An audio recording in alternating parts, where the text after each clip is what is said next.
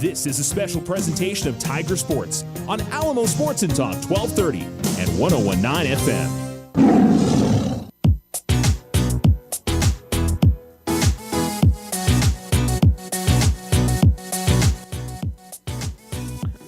Hello and welcome to the Field of Dreams in Las Cruces. We hope you're having a fantastic Thursday night, and we're ready for the Alamogordo Tigers facing off against the Oregon Mountain Knights, the final game of the 2023 regular season. This is the Otero Federal Credit Union pregame show. We're not the postgame yet. The Otero Federal Credit Union pregame show here on Alamo Sports and Talk. I'm Charles Winnicke. Thanks so much for tuning in. Absolutely gorgeous night here in Las Cruces. Temperatures it's going to be chilly, I think, as the game goes on, but it's nice. It's not, certainly, if we remember the game last year between these two teams in Alamogordo, and I'm sure for any of you that attended that game last year, you won't forget it anytime soon, being in the 40s and 30, 40-mile-an-hour winds. It was especially awful. I felt bad for everybody that was working that game, playing in that game, and all together. So we got a good one coming up tonight. Tigers know they need a win tonight, and by everything that we look at with the playoff structure and the criteria points and all that, the Tigers should be in the playoffs with a win tonight. I will always leave open some type of caveat, which maybe I'm missing or the people that I've been talking to are possibly missing. So Alamo knows what they do tonight, and they face off against an 0-9 team in Oregon Mountain, but we'll hear from Coach Cisco here in a little while. This is a team that would love nothing more than to come away with their first win of the season tonight and ruin Alamogordo's season and not let them get into the playoffs.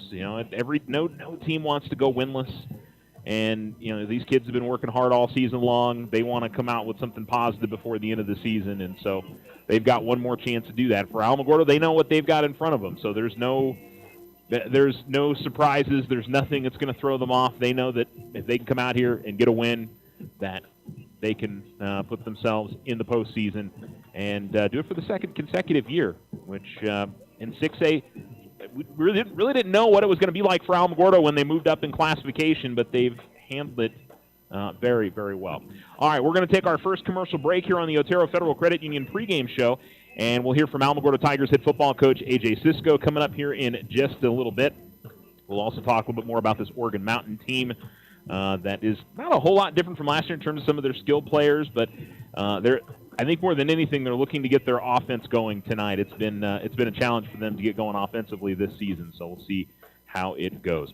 All right, we'll take our break and come right back on the Otero Federal Credit Union pregame show right here on Alamo Sports and Talk, 1230, 101.9.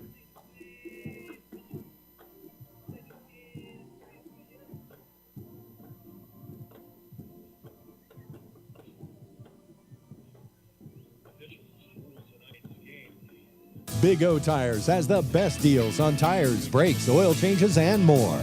Now through October 1st, get $50 to $100 instant savings on 4 select in-stock Nex International tires. Big O Tires, the team you trust. Now you have a choice when it comes to keeping massive files of your bank statements every month. With an online e-statement, you'll have an accurate, easy-to-read electronic statement you can access anywhere, anytime. Get more control over your cash flow.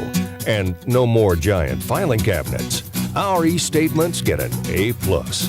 First National Bank, member FDIC. When you grow, we grow.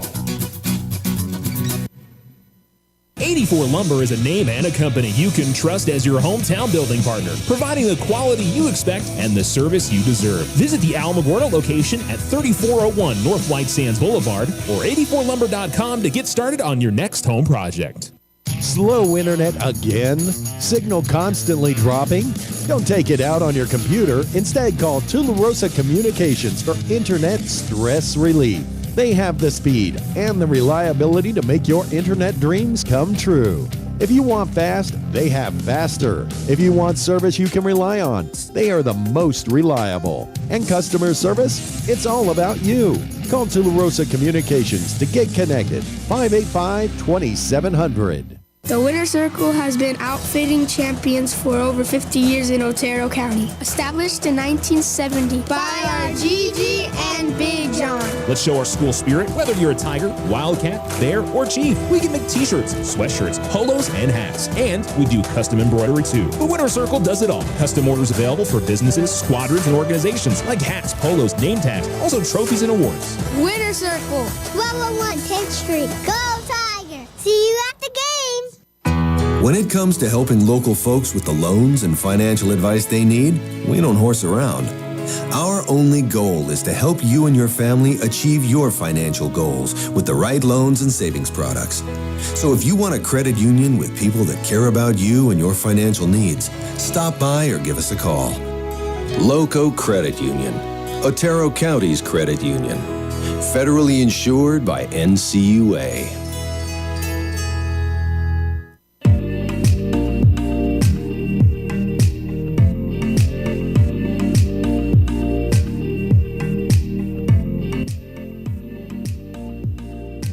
Alamo Sports and Talk, 1230, 1019. Welcome back here to Las Cruces Field of Dreams on the Otero Federal Credit Union pregame show. Both teams have gone back to their locker room, and we're getting ready for tonight's matchup coming up in a little less than 15 minutes. Let's check in with Alamogordo Tigers head football coach A.J. Sisko as he joined us yesterday for his weekly interview. All right, join us now is Alamogordo Tigers head football coach A.J. Sisko. Coach, how are you today? I'm good, man. Great to be back again, and it's great. I mean, it's kind of crazy. We're already in the last week of the season. It always happens this way. I mean, it flies. Yeah. You guys are putting in, the weeks that probably go slower, like in the middle of the summer when you guys are doing all this stuff like that. And we were talking to our kids this week. We started July 31st was our first day, and now it's the last week of the year. And we got something to play for, so that's always a positive. Yep. We'll look back at last week. I thought you guys probably played the best game you've played since the Carlsbad game, at least from my perspective. You struggled a little bit against Cruces and Hobbs, and obviously if you guys avoid the turnovers, that could obviously be a closer game at the end. Yeah, no, I mean, I can be proud of our kids and our coaches for the preparation they put in last week and then how we performed on Friday. You go to that first half, we statted it, and we ended up with 250 yards of offense and 16 first downs in the first half, but those 3 turnovers absolutely killed us, and all 3 led to touchdowns. But our kids played well, and our coaches did a great job. Like I said, I can be proud of those guys and responding to play a number 2 team in the state and get after it and make it a game and give us a shot. We just got to do a better job taking care of the football. Yeah, time of possession had to be so heavy on you guys as well because their offense was almost never on the field. We ran 78 plays to their 38. Yeah. Obviously, you don't want to give up the big 70-yard run, 70-yard pass stuff, but it's just we gave up 3 big plays against them, but other than that, we played really well defensively. We tackled really well. I'm proud of those kids for bouncing back after 2 tough weeks and to play and get after it. And then there were some bright spots from kids that got a chance to play and got to prove something, and now they've earned some time to get on the field and play more. Now, you guys get Oregon Mountain coming up this week, and you have, as you mentioned right at the top, that you have something to play for. You guys know you have to win this game if you want to get into the postseason. It's pretty much the same deal last year. I'm sure you guys are hoping for something a little bit less stressful than last season. Yeah, and hopefully it's better weather than last year. Last year it was cold and windy. But, yeah, we do have something to play for. I mean, win, and we can get in the playoffs and get a shot. And that's what we talked to our kids about this morning is only 12 teams get a shot at a trophy, and we want to punch a ticket and make sure that we have that opportunity for this program and this community. And, I think a lot of people look at, it's an 0-9 team that you're going up against this week, but, those kids have just as much pride and want to come out on senior night and play hard. And it's super important for you guys to not look at that record, not pay attention to any of that, and go out and do what you need to do, right? Absolutely. I mean, those kids, they're kids, and their coaches coach, and this is their last game. Their season's over, and we told our kids this morning, those guys want nothing more to do than just to make sure our season ends on the same night theirs does. Their kids are going to turn their stuff in starting Friday or Monday, and they're going to play their heart. They're going to play their tails off. I mean, they got nothing to lose. It's kind of scary when you play a team like that has nothing to lose. We told our kids they can come out on onside kick every time. That's the situation we go in, and you look at the record and everybody goes, well, they're 0-9. They've played quality teams all year, and they just haven't matched up very well, but they've got some kids that can fly. They got some speed. They got some big kids. They're physical. It's a well-coached team. They're gotten better throughout the year, and what you saw them last week against Hobbs is a completely different team than what you saw in week 3 against Mayfield. So those kids are practicing hard. They're getting after it. The coaches are coaching their tails off, and we got to show up. I mean, if we just show up and play and think we're going to walk through it, it's going to be a long night for us. So we got to show up and play well, and hopefully we can carry over what we did last Friday. One positive, obviously, is you guys have done the Thursday night thing. This will be the third Thursday night game this year, so it shouldn't be that much of a new situation for the guys. You've done a Thursday night road game. This is a much shorter road trip than the last Thursday night game. So. Yeah, absolutely. So there should be a lot of positives from that side of thing. But from a preparation standpoint, the kids should be very used to what they're heading into tomorrow. So this is like you said, this is the third time we've had to do this, and we have to combine 4 days into 3.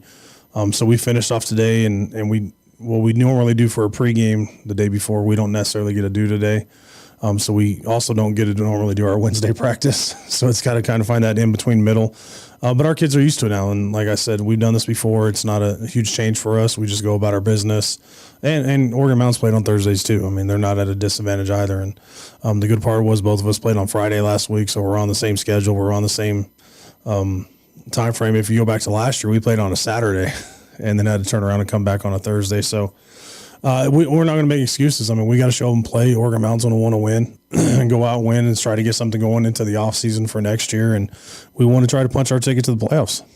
And so for you guys offensively, I mean, you got to feel like this team has moved the ball really well. It's the little things that we've talked about all season, which is finishing drives. And then, of course, the thing that really hasn't popped up much this season is turnovers, which you guys struggled with last week. I mean, those seem to be the big keys for you guys to avoid. Yeah, we've done a good job offensively all year in racking up yards and first downs. I mean, we look at our stats, and we're really good offensively. We're getting 20 first downs a game and controlling the ball. And we've done a better job of scoring inside the red zone and not having to settle for field goals. But we got to take care of the football. And out of those 3 turnovers, 2 of them are not taking care of the football. And then the one's an interception, that was a bad read. I mean, we had a kid wide open down the seam. And Elijah makes a bad read, but it's something we live with. That's just part of kids playing. And there's no point fingers or anything. It was a bad read. He owns it. We owned it. And but we've got to take care of the football to give us a chance. If we turn the ball over on Thursday, it's going to be a long night for us. And then, defensively, in terms of what they're going to bring at you guys offensively, you talked about, obviously they've got some skill players that have a lot of speed. Do you guys feel like you match up a little bit better than the last 3 weeks where, I know it sounds like Oregon Mountain has got some size, just like everybody else does. Yeah. Everybody else is always going to be bigger than us. But they do got good skill kids. They do fly around on defensively. It's impressive to watch them run. And that's one of the things that it's credit to their coaching staff and that what they're doing in that program is 0-9 and continuing. Their kids play hard and don't stop, and that's something that's hard when you're 0-9 is get those kids to continue to keep playing and keep trying to get better. And they've done a really good job of that, and you can see the improvement week to week. And even when they're getting beat last week against Hobbs, those kids are playing hard, and it's impressive to watch. And as an outsider watching in, you're proud of those kids. They're learning some life lessons, and they're going to be successful because of what they're going through this year. And that's a credit to Coach Sanchez and his staff. And so those kids are going to play really well. They're talented. They may not have as much talent as the other Cruces schools or the size or speed of all that, but it's a decent group that's going to be good, and that program's getting built for the future too. I know they have a really good freshman class that I think won 5 or 6 games this year. So future's going to be bright in Oregon Mountain. You're listening to the Otero Federal Credit Union pregame show here on Alamo Sports and Talk. Thanks, as always, to Coach Cisco for providing us some time to chat about Tiger football, tonight's game, and last week's game. We'll come back with more here from the Field of Dreams. We're a little more than 5 minutes away from tonight's kickoff between the Alamogordo Tigers and the Oregon Mountain Knights. This is Alamo Sports and Talk, 1230, 1019. Ochoa Stucco serves residential and commercial projects all throughout this wonderful community. Whether you're looking for some patching up or a complete stucco on your home or business, Ochoa Stucco has you covered. 575-442-6745. Go Tigers! It's Tiger football season. All of us at Otero Federal Credit Union are supporting the athletes and coaches, and we know they're going to have a great season. We hope you'll stop by one of our great branches and take advantage of all our services: checking, savings, vehicle loans, credit cards, and so much more. It's also simple and easy to bank with us online anytime. Download the OFCU app today or visit oterofcu.org. OFCU, your community credit union since 1953. Federally insured by NCUA. Big O Tires has the best deals on tires, brakes, oil changes, and more. Now through October 1st, get $50 to $100 instant savings on 4 select in-stock Next International tires. Big O Tires, the team you trust. Ryan Richardson Motor Company wishes the Tigers an amazing winning season. May your efforts match your dreams. Buy, sell, or trade late model cars, trucks, and SUVs. Financing available. Stop by for a test drive and score an amazing deal with Ryan Richardson Motor Company. 318 South White Sands Boulevard or online at ryanrichardson.company. That's ryanrichardson.company. If you and your family are looking for a new home, you don't have to look far for a home mortgage. As a community bank, we not only have great rates, we offer you friendly financial service right here in the neighborhood. There are a lot of options in real estate lending. We're here to see that you get a loan you can live with. Talk to us about your home mortgage. We're an equal housing lender. First National Bank, member FDIC. When you grow, we grow. Tularosa Communication is now offering the smart Wi-Fi with built-in network security and enhanced parental controls. Do you have kids at home that you want to protect from overexposure on the internet? Block content, set internet time limits, or app and website restrictions for each family member in the house. Get notified when you have a network intrusion and reroute bandwidth to devices that matter the most, all from an app on your phone. Take control of your internet with Tularosa Communications. Visit tularosa.net or call 585-2700 for more information. Talking to your kids about the dangers of vaping can be hard. Getting them to listen to hot gossip is easy. So here's some drama you could share with your kid. Dude, did you hear about Cassie and Jake? No, but did you hear that vaping can cause irreversible lung damage and nicotine affects brain development? Nuh-uh. You don't need to gossip if you want to have an open conversation about vaping. So if you want to get tips on when and how to talk to your kids, visit talkaboutvaping.org. Brought to you by the American Lung Association and the Ad Council. 36 seasons for the KRSY Football Roundtable. Football picks and lots of fun right here on Alamo Sports and Talk, 1230 AM and 101.9 FM. 5 local business people making their best picks among high school, college, and pro football every Friday at 11 a.m. The KRSY Football Roundtable is brought to you by State Farm, David Quinlan, Remax of Alamogordo, USA Insurance, Casa Auto Group, and JBL Construction. The KRSY Football Roundtable, Fridays at 11 a.m. only on Alamo Sports and Talk. Are you an enthusiastic sports fan? Want to have fun and get in on the action? Heck, yes. That'd be awesome. Have great attention to detail? Want to stay active? Definitely. Want to give back to the student athletes in your community? Obviously, yes. Then you'd make an excellent high school sports official. We need more officials in New Mexico. Because with no high school officials, there are no high school sports. Sign up today at highschoolofficials.com.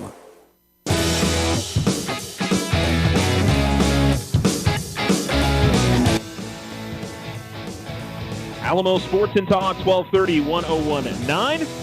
We have finished up with the national anthem for tonight's game. The junior ROTC from Oregon Mountain High School is walking the colors off as we speak. And the Tigers in all white tonight. White pants, white tops with black numerals, gold outlining, and the white helmets. We got to see those white helmets in a game earlier this year. I think that was the Carlsbad game that they wore those at home. So I know the team has been very excited about the idea of wearing the all-white. It is a good look. You really can't miss with the all-white, I got to say. Oregon Mountain is in black with teal numerals and gray outlining, black helmets, black pants, and getting ready to take the field here in just a second. So they're coming out before the Tigers do, led by cheerleaders with OMHS flags and the night flag. They do have white on their shoulder pads as well, white stripes down the side of their uniforms. Well, for this Oregon Mountain team, starting at quarterback is going to be Logan Tarango. We saw him last year, 465 yards passing this season, 2 touchdowns, 8 interceptions, and 40% completion percentage this season. Rushing this year, E.J. Guetta, 125 carries, 479 yards, and 3 touchdowns. He's also got 12 catches for 213 yards and a score. Xavier Perez has 3 rush touchdowns. He's got 9 catches for 137 yards and a touchdown. Julian Gonzalez at wide receiver, 12 catches for 134 yards this season. Defensively, A few different guys have gotten up there in tackles. Levi J. Goodman has got 70 tackles, 10.5 of those for a loss. Nathaniel Chavez, number 4, the safety and their kicker, 63 tackles and 2 interceptions this season. And Nathan Pate with 50 tackles on the season for Oregon Mountain. Meanwhile, for the Alamogordo Tigers, Elijah Montoya has thrown for 1,041 yards, 10 touchdowns, 4 interceptions this season. On the rushing side of things, Anthony Audette can get over 1,000 yards if he has just kind of a typical game tonight. He's been over 100 yards in a lot of his games this season, if not more. He's at 929 at the moment on 135 carries and has 9 touchdowns. Avion Valdez and Elijah Montoya each have 3 rushing touchdowns. Elijah's got 199 yards rushing. Avion's got almost 500 yards rushing on the season. And then really spread out on the wide receivers. DeAndre Martin, 25 catches, 364 yards, and 5 touchdowns. Jason Warren has 25 catches for 321 yards and 24 catches for 208 yards for Michael Gonzalez. And then defensively for Alamogordo, they've been led in tackles by Mason Pittman with 72. Devontae Bosserman's got 56. Noel Garza with 55. Dylan Hergenrader with 45. Hergenrader, 4 tackles for loss. Bosserman with 5 this season. Isaac Lotto's got 3 this year. Overall, a pretty good run. And, of course, DeAndre Martin leads the Tigers with 5 interceptions this season and has the record for the Tiger career. He hasn't been able to extend that record by any, so he'd, I'm sure, love to get a pick or 2 tonight. Tigers are kicking off to open up the game. They'll kick off right to left, which is south to north. And Oregon Mountain, of course, will receive and get the first try on offense tonight. So it'll be Aiden Vasquez coming out to kick it off for the Tigers. One Tiger player running on late is Mason Pittman. DeAndre Martin out there in kick coverage. He's the man lined up near, or closest to the near sideline. We're ready to get this one underway. Thursday night football. By the way, I should also mention Tularosa and Mescalero Apache are playing tonight as well. As Vasquez will kick this short and high. It is caught at the 15-yard line to the 20 to the 25 up the middle and brought down crossing the 35-yard line. As number 12, Xavier Perez gets the carry. And that'll be the starting position at their own 36-yard line for the Oregon Mountain offense. Again, going left to right here to open things up. Logan Tarango, the starting quarterback, leads his team into the huddle. Tigers in their 3-4-4 setup that we've seen all year long. 4 linebackers, 3 down linemen, 4 DBs. And Oregon Mountain will come out in a 4 wide receiver set to open things up. Actually, 3 wide receiver. So tied in the formation. They'll bring another man to the end of the line. Here comes the handoff straight up the middle and quickly into the backfield for the Tigers is number 35, Isaiah Granados, for the tackle behind the line of scrimmage. Looks like they'll give him forward progress. And that was E.J. Guetta getting the carry. And so it'll be 2nd down and 10 for Oregon Mountain. Oregon Mountain again, 3 wide receivers, tight end in the formation, and out of the pistol as Tarango will await the snap. Takes the snap, and he will pull the handoff out of the running back's gut, but Alamogordo again into the backfield, and this time it will be for a loss on Tarango taking the rush. And it'll be 3rd and 11 as the Tigers try to get off the field very quickly on the opening drive. We'll see if Oregon Mountain goes to the air on 3rd and 11. As Tarango goes to the sideline. I'm not sure if that's head coach Kenny Sanchez that he's chatting with or one of the coordinators. I think Oregon Mountain's getting low on the play clock. We don't have a play clock on the field here that I can see. And there's the snap. A little low, back to pass. Has time to throw. Comes to the near side. It is caught, but a quick stick there from Anthony Audette. And it's going to be a minimal gain here for Oregon Mountain as number 80 gets the reception for the Knights. It'll be a gain. It's like 3 as Ezekiel Weir makes the grab. But the Knights will go 3 and out. It's just a gain of 1, actually. And Oregon Mountain will punt. Audette will stand back at his own 30-yard line to return for the Tigers. Looks like Oregon Mountain is needing 1 more. Tigers look like they're going to come hard at the punter, and they do, and almost got there. High punt, not particularly long, and it is going to be downed after a Alamogordo bounce. It hit on the ground at about the 44-yard line and then went straight backwards, and one of the Oregon Mountain players grabbed it at the 49. So Alamogordo with fantastic starting field position at their own 49-yard line.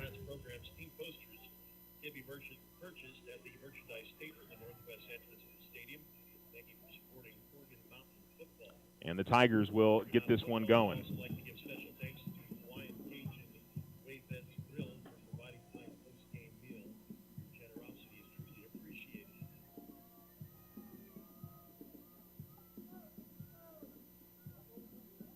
Tigers line up with two wide receivers, one to the bottom, one at the top. Handoff goes to Avion Valdez, and he'll get a solid chunky yardage on first down as he crosses the 50, across the 45 into Oregon Mountain territory. And it's a gain of 7 for the Tigers, and Alamogordo right back to the line of scrimmage to run another play. 2nd and 3 for the Tigers, under center in the I formation now. Handoff goes to Valdez, and Valdez runs it straight ahead off the right tackle. He's going to have the first down easily across the 40. He'll take it to the 36-yard line, and the Tigers will come away with the first down after a gain of 8.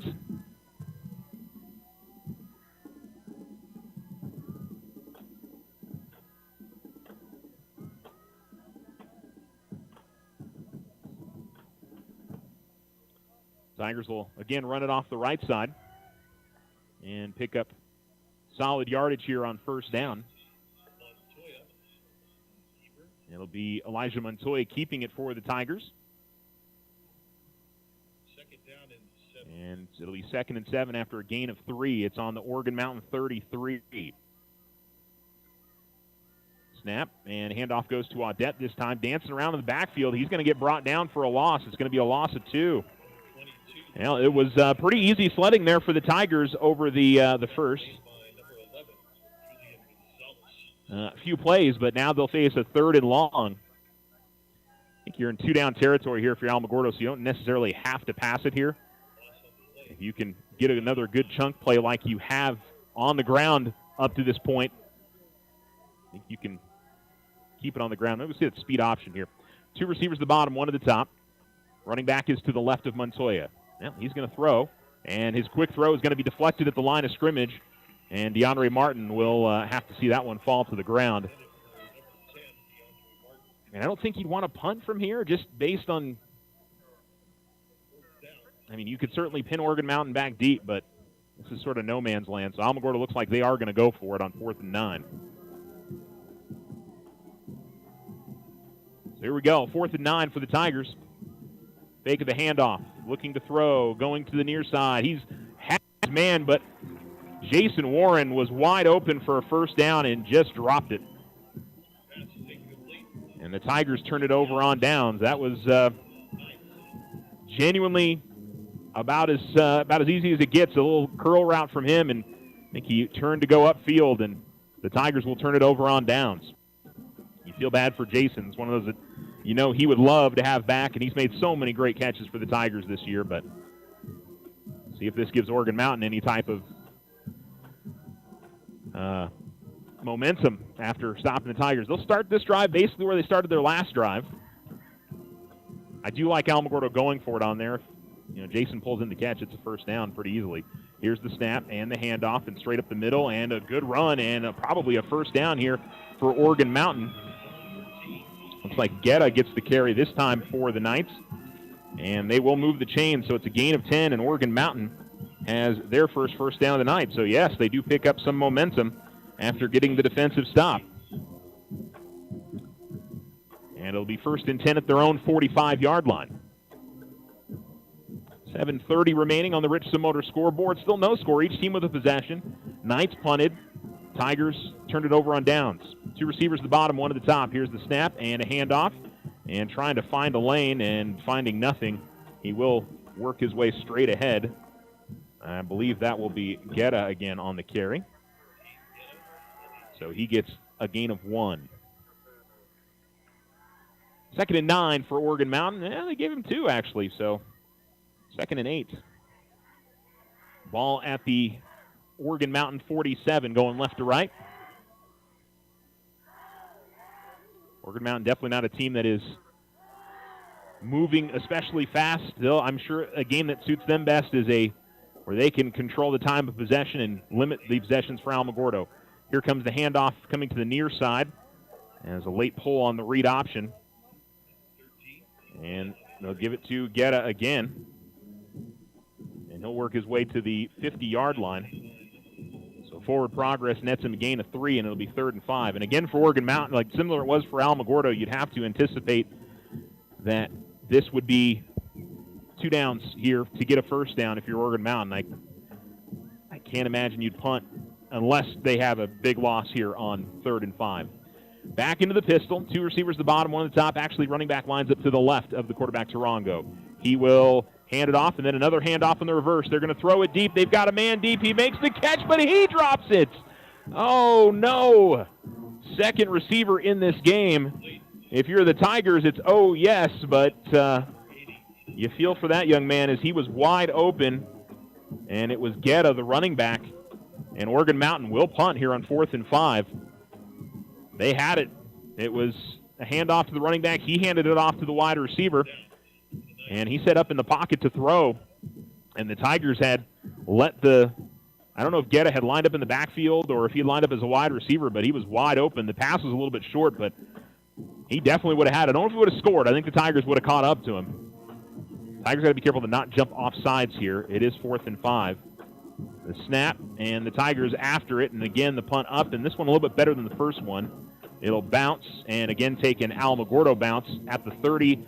It'll be down at the 32.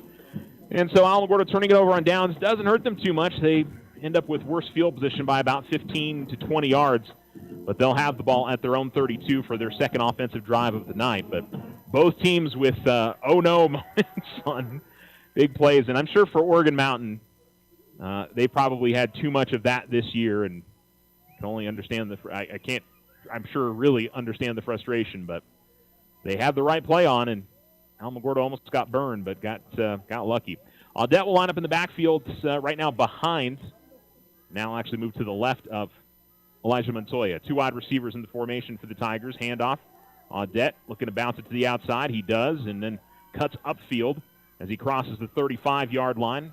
Takes it off right tackle and up to the 37. He'll pick up a gain of 5 on 1st and 10 for Alamogordo.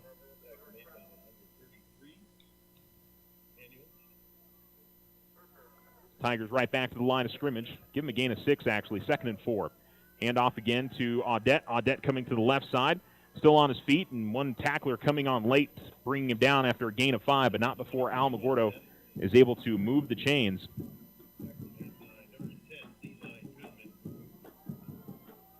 Gain of 8 followed by a gain of 6. And the Tigers have another first down. Move the chains. And I guess they were waiting for a change of possession, or there was a substitution, so they were holding the snap. Tigers ready to go. Here comes the throw, and that's going to be pass interference. As Michael Gonzalez tried to cut in on the slant, and the DB on the far side got there. I wouldn't even say a beat too early. I would say he was he was early. So it should be a 15-yard penalty or are they going to just call it spot foul? I will say the Tigers got to be careful on clapping after a play like that. I believe it's 15 yards regardless in high school football. That it is. So a 15-yard penalty there on, I forget sometimes with the different penalties. You know, you watch college football and NFL on the weekends, and it's like, wait, do I have the right rule? Okay, I had it. So it was an incomplete pass, but it ends up being a first down on the 15-yard penalty. Tigers into Oregon Mountain territory at the Oregon Mountain 42-yard line. 2 receivers deep side, I formation now for Alamogordo. Saw a little bit of this. Now we're going to see a false start. The tailback for the Tigers, I think, is Audette, took a step forward, and Alamogordo will move 5 yards back. We saw this for the first time against Hobbs. Didn't really get to see a lot of it because Alamogordo was playing from behind for most of it.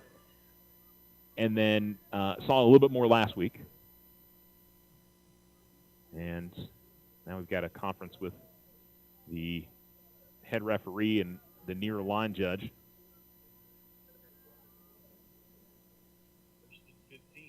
And looks like the referee is speaking with Elijah Montoya now. Tigers are going to line up in the I again. One wide receiver at the top, one at the bottom. Everybody else in the box defensively for Oregon Mountain. Here comes the snap, and he'll fake the handoff and keep it, and he's going to run with it. He is going to toss it out late and gives it to Valdez. Valdez up the far sideline. He's at the 10. He's at the 5. He's into the end zone for the touchdown. I do not see a flag on the field anywhere. Avion Valdez, a 44-yard touchdown run, and Alamogordo's on the scoreboard. It was give Elijah probably about 10 yards of that run, but I think it all goes to the guy who comes across the line after the late pitch there, and the Tigers were able to bounce it to the outside. Everybody crowded into the middle for Oregon Mountain to try to stop the run, and once the Tigers got it outside the tackle, it was there was some trouble there for Oregon Mountain, to say the least. Extra point try from Vasquez is up and off of the right upright. No good. So Alamogordo will lead 6-0 with 4:45 to go on the Richardson Motor scoreboard, and we will take our first commercial break of the first half.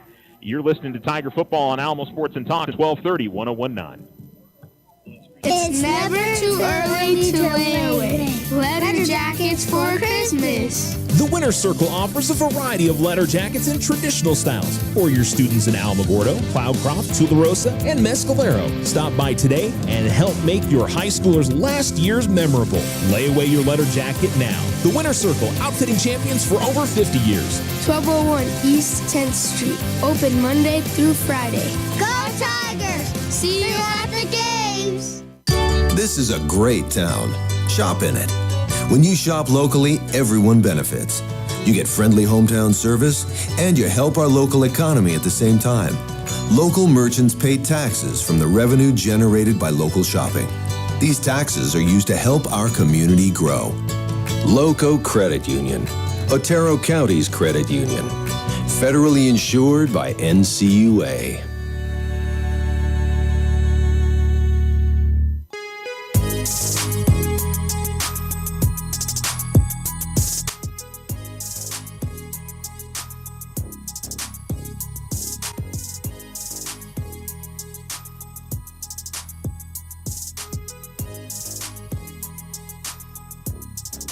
Alamo Sports and Talk, 1230, 1019. On the Richardson Motor scoreboard, it reads Tigers 6, Knights nothing. And here's the kickoff from Vasquez at the 25-20, 20 up to the 30, up the middle, still on his feet and still running, and finally brought down as he has crossed the 45-yard line. And Guetta, again, the man carrying the football for Oregon Mountain. That's something we haven't seen the Tigers have as much of an issue with. That Silver game, I remember very clearly Alamogordo having troubles on special teams the entire night, and even as the season progressed, they've been much better this season, but they've been kicking these short and right up the middle, and Oregon Mountain's getting some decent blocking, and there again will get pretty good field position as they will start at their own 48-yard line. Two receivers at the top and one at the bottom with a tight end in the formation.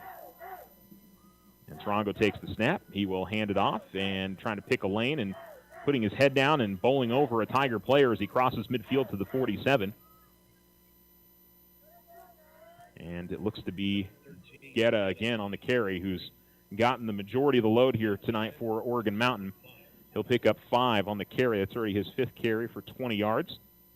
2nd and 5 in Alamogordo territory at the Tigers' 47.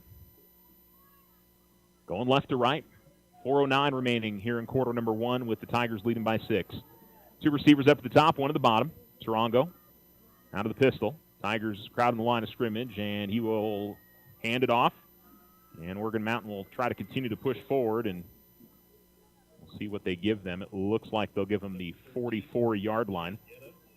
Gain of 3, and it'll be 3rd and 2. So 3rd and 2 for the Knights. Had a chance to convert and be deep in Tiger territory on a 3rd and 5 at midfield on their last drive, and Ended up being a drop pass. Tarango gets the play from the sideline and runs it in. And we'll see again Oregon Mountain with 3 wide receivers. 2 to the bottom, 1 at the top. Tigers with 3 down linemen. 6 in the box. Here's the snap and the handoff. Coming to the near side and cutting in and making one Tiger player miss and getting the first down. As Guetta gets the carry once again. And it's a first down for Oregon Mountain, a gain of 4. So they move the chains for the second time tonight. And it's a 1st and 10 from the Alamogordo 40-yard line. Clock rolls on the Richardson Motor scoreboard, now under 3 minutes remaining in the first. 2 receivers at the top and 1 at the bottom. Tigers again with 4 crowding the line. Now straight back to pass for Tarango. Looking, and he's going to go deep up the far sideline. It's kind of straight up in the air and coming over the top and knocking it away was Anthony Audette. Really nice play for the Tiger DB. It hung up there, but it was going to be one of those where got to be careful not pick up a pass interference. It was sort of short, and it was a jump ball, and Audette really didn't have the position, but he skied over the receiver and knocked it away. I thought there's a little bit of yellow in the Centennial logo on the south end zone, and I thought it was a penalty flag for a second. No penalty. 0 for 3 passing for Tarango. I'm sorry, 1 for 2 passing here early. 2 receivers at the top, 1 at the bottom. Here's the snap, and he will hand it off and straight up the middle, and not much there. A couple of Tigers in there for the stop. Looks like Morale is in there for the Tigers. And Devontae Bosserman as well making the stop. It's going to be a gain of 1 for Guetta. 3rd and 9 now for Oregon Mountain at the Alamogordo 39-yard line.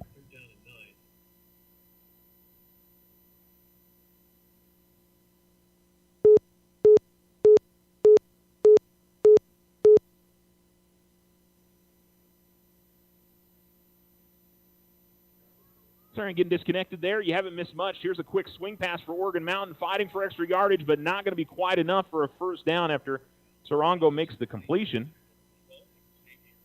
And Xavier Perez makes the catch, but they'll definitely have to go for it here on 4th and 5 at the Alamogordo 35. Gain of 4 on the play.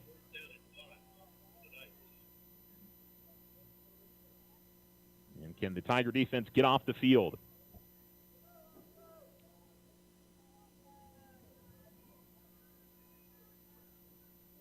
So the Tigers will line up with 3 down linemen on 4th and 5. 1 player running off late for Oregon Mountain. Okay, they're going to have to call time. I got to say, for a second there, I was like, all right, is this a trick play? But no, there was actual confusion on the field. All right, let's go ahead and take a commercial break. We'll come back. 1:21 to go on the Richardson Motor scoreboard here in quarter number 1. Alamogordo leads Oregon Mountain 6-0. We'll be back with a 4th and 5 right after this. 84 Lumber is a name and a company you can trust as your hometown building partner.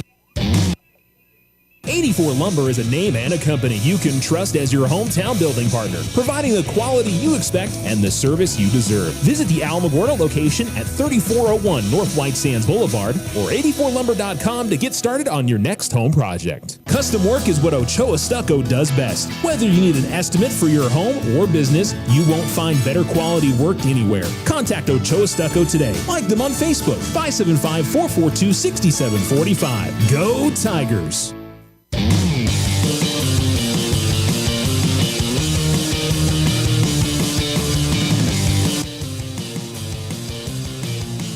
Alamo Sports and Talk, 1230, 1019. 1 receiver to the bottom, 1 at the top. They've got a lead back off to the right. Everybody else in the line of scrimmage besides the quarterback and the running back. And, well, it looked like a false start to me, but Tarango rolling out to run. He's going to throw kind of a back throw, and it's going to be an incomplete pass as he misses wide receiver. A throwback is what I was looking to say, but it's going to be incomplete, and the Tigers will force the turnover on downs as Tarango is unable to hook up with his wide receiver.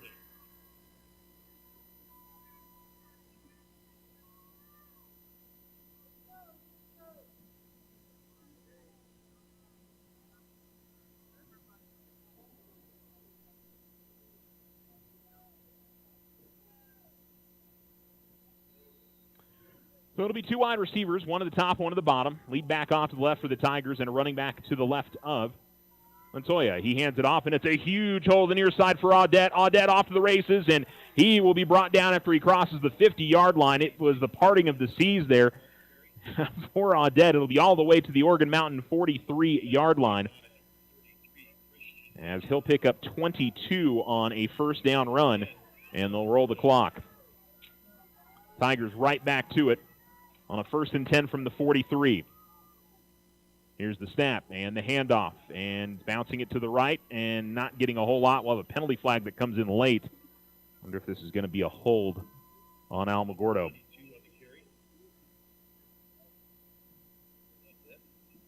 And it is. So the Tigers are going to pick up a 10-yard holding penalty.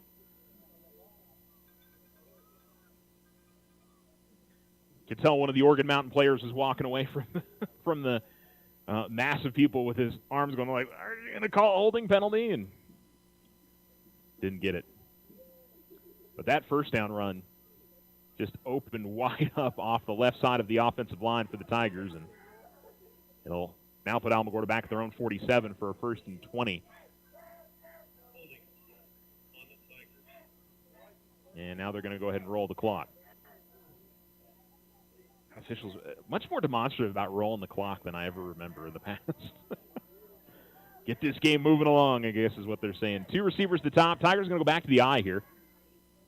A triple option look for them. And no, actually just going to be a straight handoff. Valdez bounces in the backfield and trying to kick it to the outside. And it's going to get to the 49. I was looking for a little bit more there, but it's just a gain of 2.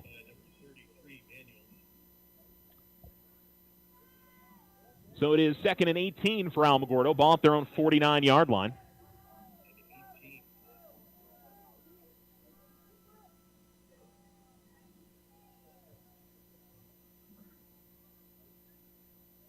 And I think the Tigers are going to let the clock run out here in the first quarter.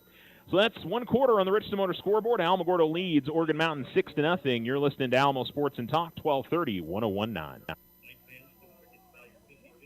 When life happens, OFCU has a loan for that. Appliances, furniture, medical, repairs, vacations, consolidations, and more. OFCU's personal loans are as low as 9.99% APR.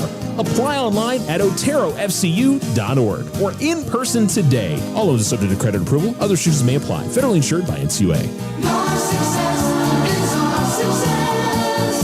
We belong to you. Ryan Richardson Motor Company wishes the Tigers an amazing winning season. May your efforts match your dreams. Buy, sell, or trade late model cars, trucks, and SUVs. Financing available. Stop by for a test drive and score an amazing deal with Ryan Richardson Motor Company. 318 South White Sands Boulevard or online at ryanrichardson.company. That's ryanrichardson.company.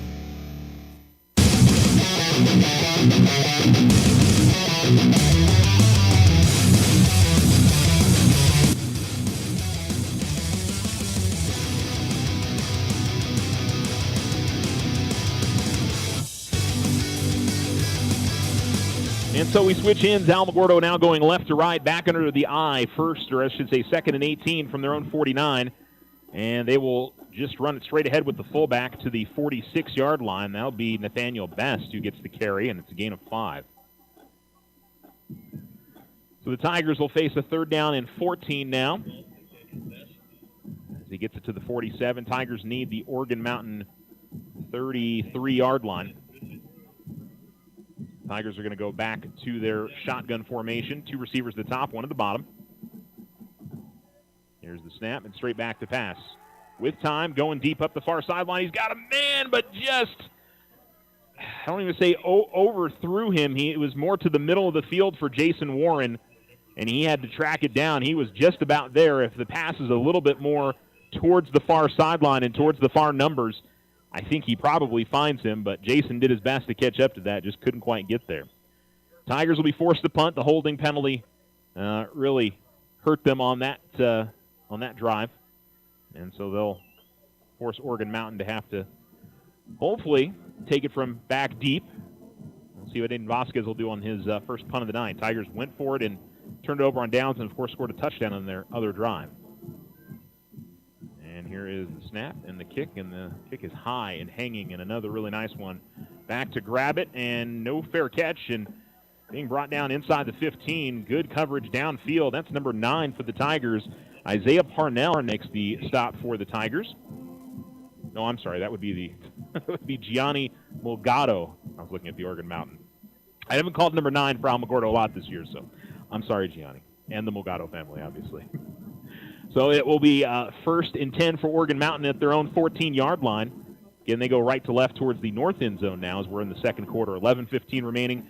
And Alamogordo leads 6-0 on the Richardson Motors scoreboard. 3 wide receivers for Oregon Mountain, back to the pistol with the tight end in the formation. Mainly have run out of this, have passed it a few times, and they will run it here and straight up the middle and crossing the 15 and getting brought down pretty quickly after that. And they will give it to E.J. Guetta, who will push it forward to the 18-yard line. It's a gain of 4.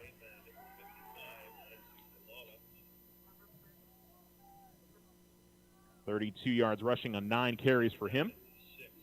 And a 2nd and 6 here for Oregon Mountain. Tigers 3 down linemen, then they'll bring one of the linebackers up to the end. And Hergen Rader coming up as well, so it's 5 pretty much about the line of scrimmage. And here comes the handoff and trying to take it off right side, and Tigers have that blocked up pretty well. Getting to the 20 for just a gain of 2. As E.J. Guetta again will get the carry for Oregon Mountain, and they'll face a 3rd and 4 for the Tigers. Well, I will say, if Oregon Mountain decides to go play action here, I don't think the Tigers are necessarily overcommitting, but they have definitely committed to the run on their side, as they have already run it 11 times compared to, well, I guess they have passed it. No, they passed it 4 times. Another pistol look on a 3rd and 4. Tarango will go straight back to pass. Looking to throw. Now he's trying to get away, and he is going to be brought down in the backfield. And it looks like Kamari and Morale gets the sack for the Tigers.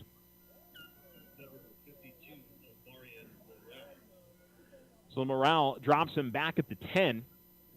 That'll end up being a huge loss there, a loss of 10 on the play. And, of course, Oregon Mountain will punt. So the Tiger defense does their job after Oregon Mountain was able to stop the Tigers, got some help with a holding penalty, or I should say Alamogordo hurt themselves with a holding penalty. Tigers are bringing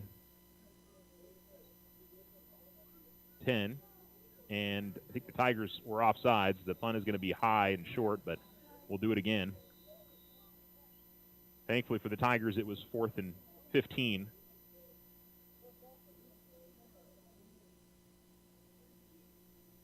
So 5 yards for the Tigers, already the 3rd penalty for 20 yards. Audette's the returner, by the way, as he stands at his own 35. They'll move the line of scrimmage up to the 15 now. I understand why the Tigers are aggressive going after the punt here, because they've been very close on both punts so far tonight. And they do not jump across early, and they almost got there. This one's high and hanging. Fair catch called for and grabbed by Audette. And the Tigers will start at the Oregon Mountain 43-yard line.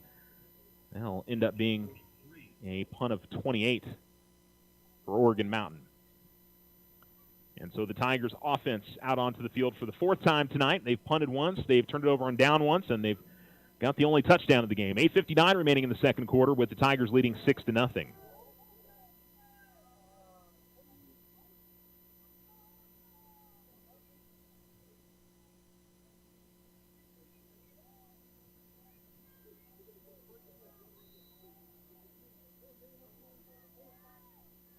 Tigers bring the offense back out on the field. 2 receivers at the top and 1 at the bottom. Lead back off to the right. Here's the snap and the handoff. And it'll be Audette. Audette bouncing around in the backfield and was able to break free from a leg tackle, but crosses the 40 going off the left side of the line. And we'll take it all the way to the Oregon Mountain 37. It's a gain of 6 for Audette, who's up to 40 yards rushing on 5 carries. Here's the snap and the handoff. Audette goes straight up the middle, and he breaks through and connects with an Oregon Mountain player as he crosses the 30 and is brought down at the 26-yard line. That's a gain of 11, and the Tigers have a first down. And as they have all night long, trying to turn up the tempo. The 2 receivers to the bottom and 1 to the top. Audette, again the running back. And it'll be a quick throw to the near side.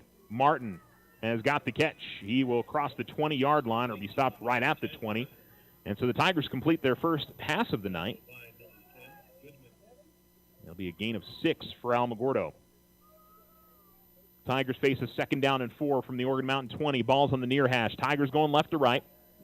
As DeAndre Martin will head out to the far side now. 2 receivers at the top, 1 to the bottom. And here's the handoff as they give it to Audette. Audette will run straight ahead. Audette will be brought down shy of the 5-yard line. Heading laterally in the backfield. And then turned it upfield and had a huge lane as he takes it all the way to the 7. It's a gain of 13. 1st and 10 for Alamogordo. 7:40 remaining on the Richardson Motor scoreboard in the first quarter. Tigers with the 1st and goal. And again, Audette will get it, taking the left side. He's looking for the end zone. He's got it. And the Tigers are into the end zone for the 2nd time tonight. This time it'll be Anthony Audette from 7 yards out, his first touchdown. 61 yards rushing for him. And with 7:29 to go here in the second quarter, the Tigers will go extra point after the first one from Aiden Vasquez, the doink off of the right upright. Aiden's been very good on extra points this season. And here's the snap. Kick is up. And this one, again, he hits the upright, but this time it goes through. Wow, I'm not sure if you could try to do that again. I'm always amazed when guys are able to hit the upright like that, and he hits the upright, but this time it goes in and is good. 13-0 Alamogordo, 7:29 to go in the second quarter, and the Tigers lead the Knights. You're listening to Alamo Sports and Talk, 1230, 1019. Big O Tires has the best deals on tires, brakes, oil changes, and more.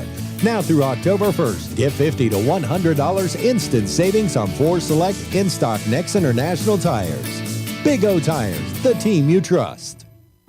Sometimes you just need a loan. Your daughter Debbie is getting married. Your son Toby needs a new tuba. Let's face it, families cost money. Things come up that you had no way of predicting. We make personal loans for occasions like this to people who have good credit. So next time you find yourself connected to the unexpected, stop in and see us about a personal loan, subject to credit approval. First National Bank, member FDIC. When you grow, we grow. 84 Lumber is a name and a company you can trust as your hometown building partner, providing the quality you expect and the service you deserve. Visit the Alamogordo location at 3401 North White Sands Boulevard or 84lumber.com to get started on your next home project.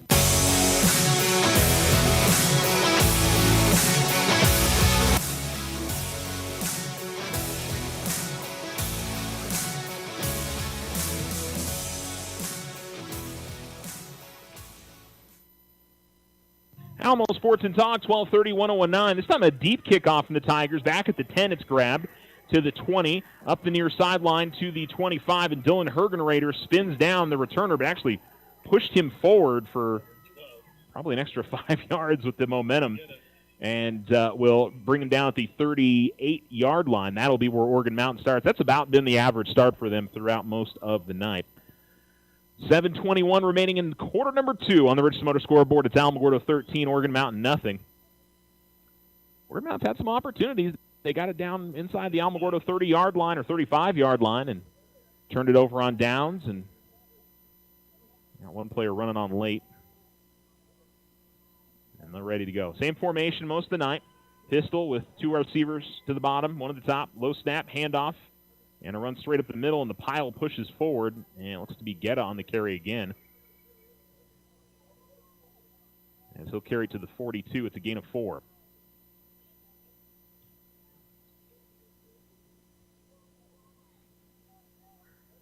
Yeah, a bit of a different look here for Oregon Mountain. 4 wide receivers now. Here's the snap. Quick throw to the outside. He'll throw it to Guetta. Guetta makes the catch. Made the first man miss, but did not make the next couple. Devontae Bosserman and like Michael Gonzalez coming across there on cover or on the tackle. And I guess they gave the tackle. I guess Hergenrader, I'm sorry. So it was not Bosserman. It was Hergenrader on the tackle. Pass was complete, though, but for no gain. It'll be 3rd and 6. Trips to the bottom, one at the top, out of the pistol again for Tarango. Takes the snap and then rolls out to his left to pass. Looking to throw, and the pass is, I guess he caught it. I didn't think he caught it, to be honest, but they're going to give it to him? Looked like that hit the ground. Huh. No, okay, so the white hat is saying incomplete. The near line judge and the Oregon Mountain sideline's upset because the guy at the near side said complete, and the white hat overruled and came in and said incomplete. I didn't think it was a catch from up here. I was a little surprised that the near line judge was calling that one complete because I didn't think he had it. So it'll lead to another punt here for Oregon Mountain. It would have been an interesting decision because it was not going to be a first down. It was going to be a 4th and probably 2. So I don't know if Oregon Mountain would have gone for it. I would think they would have, but Tigers need to be careful to not jump off sides here. I think they did. Yep. Man, they've got on a 4th and 6. They've got to be better than that. It was 2 guys on the near side that are just going way too quickly.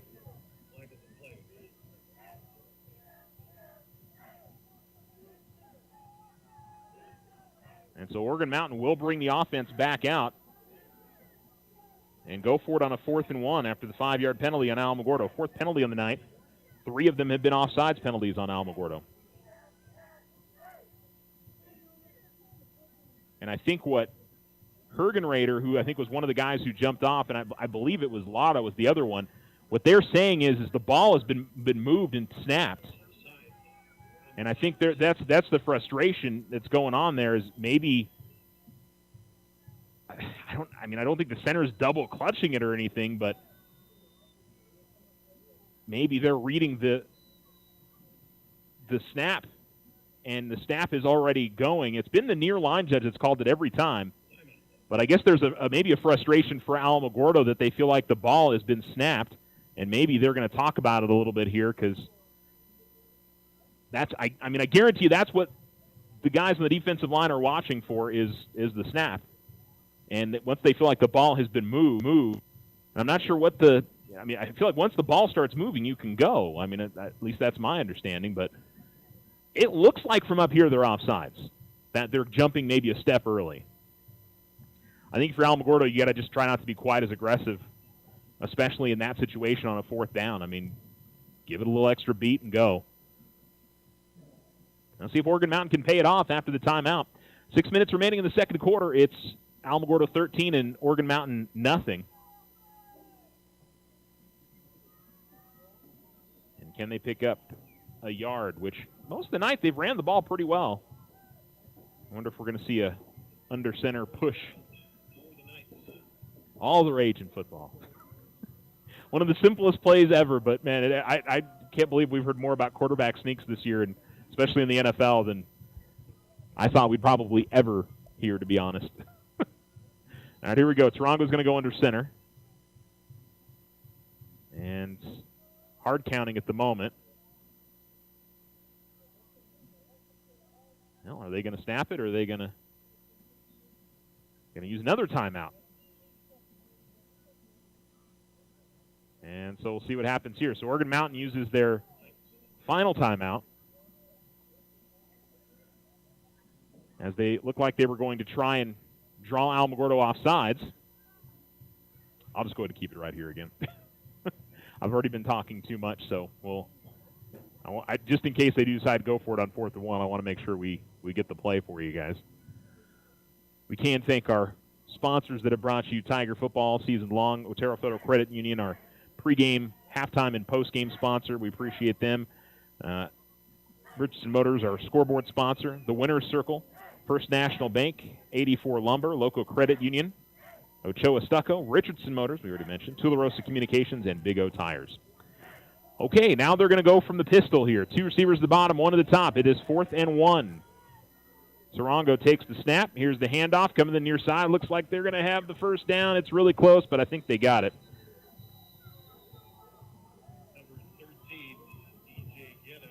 Now, I will say that I thought there should have been a false start. I thought the running back got a step forward prior.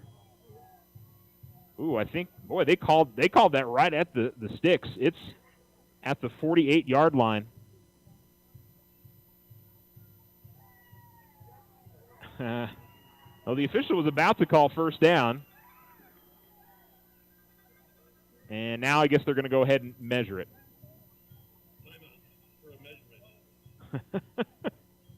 He had his arm about right ready to go, and then brought it back and said, "Okay, we're gonna bring the chains out and see what it looks like."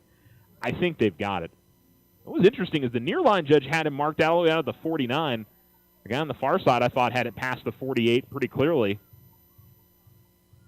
I'm not going to be able to tell you guys whether they got it or not because the players are standing in the way. It is a first down for Oregon Mountain. So the Knights pick up the first down by probably about the nose of the football. It wasn't by much. And so it'll be first down for Oregon Mountain.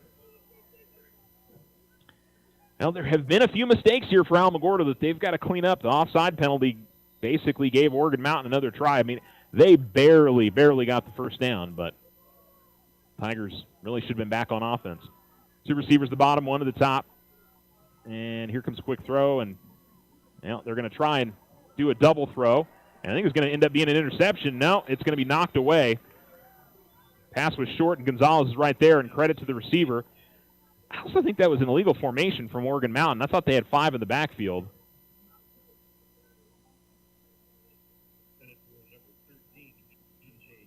And I guess the other question was that a forward pass?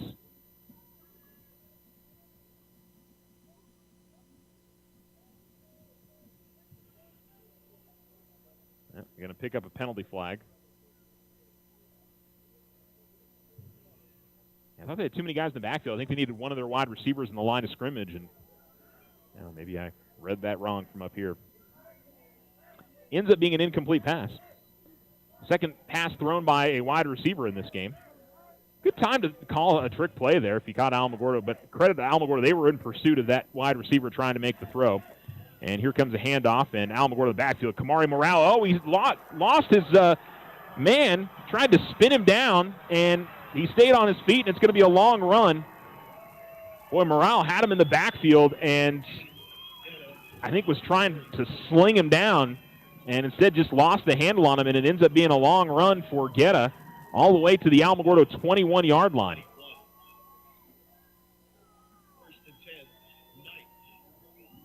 That'll be a gain of 31. So Oregon Mountain with their best opportunity here at the Alamogordo 21-yard line. 5:21 remaining on the Richardson Motor scoreboard in quarter number 2. 2 receivers at the top and 1 at the bottom. Here's the snap and back to Tarongo. Throws, comes the near side, and that one's going to be incomplete through the hands of his receiver at the far side. As he was looking for number 12, Xavier Perez. And second down and 10 now for Oregon Mountain. Stops the clock with 5:10 remaining in the second.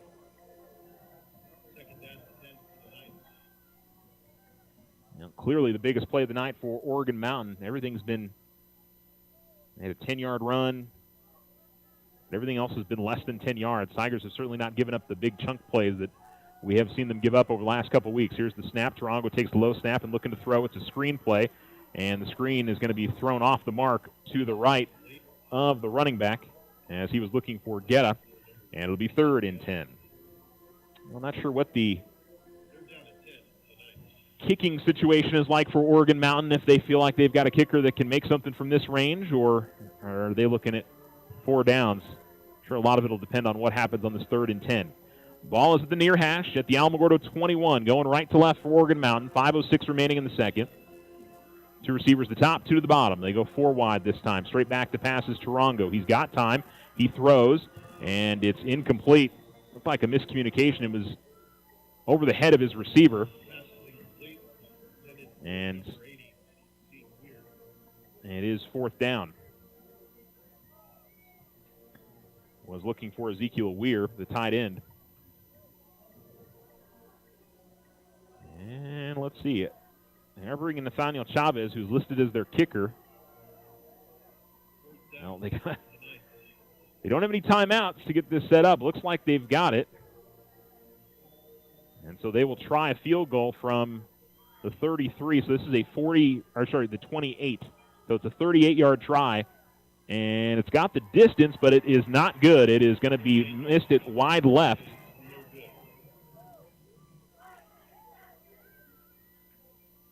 Tell you what, the Tigers are definitely tell they're doing a fair amount of talking to the sideline and to the players, and I would say for Alamogordo, they just need to be careful with that and not pick up a 15-yard penalty, an unsportsmanlike penalty. But you can definitely tell that. I mean, I wouldn't say it's chippy out there, but they're definitely talking. You can tell on a lot of the plays. Now, maybe it's just good-hearted talking, but it's all fine until you pick up a penalty. First and 10 for Alamogordo at their own 20. By the way, he had plenty of leg to get that through, and we got one Oregon Mountain player running off late. And here's the snap and the handoff, and just running it straight ahead is going to be Valdez. And he'll pick up a gain of 2, it looks like, on the rush. Still 13-0 Alamogordo. They'd love to get it in the end zone here before the end of the half. They will get the ball to start the second half. Two receivers at the top and one at the bottom, and they can kind of take their time here. Pump fake, and now going to go deep up the far sideline. It is caught by DeAndre Martin. What a grab. Had the receiver draped, or I should say the DB draped all over him, and he was able to make the catch. It's a first down all the way to the 43-yard line of Oregon Mountain. And the Tigers are in business. Wonderful throw there from Elijah.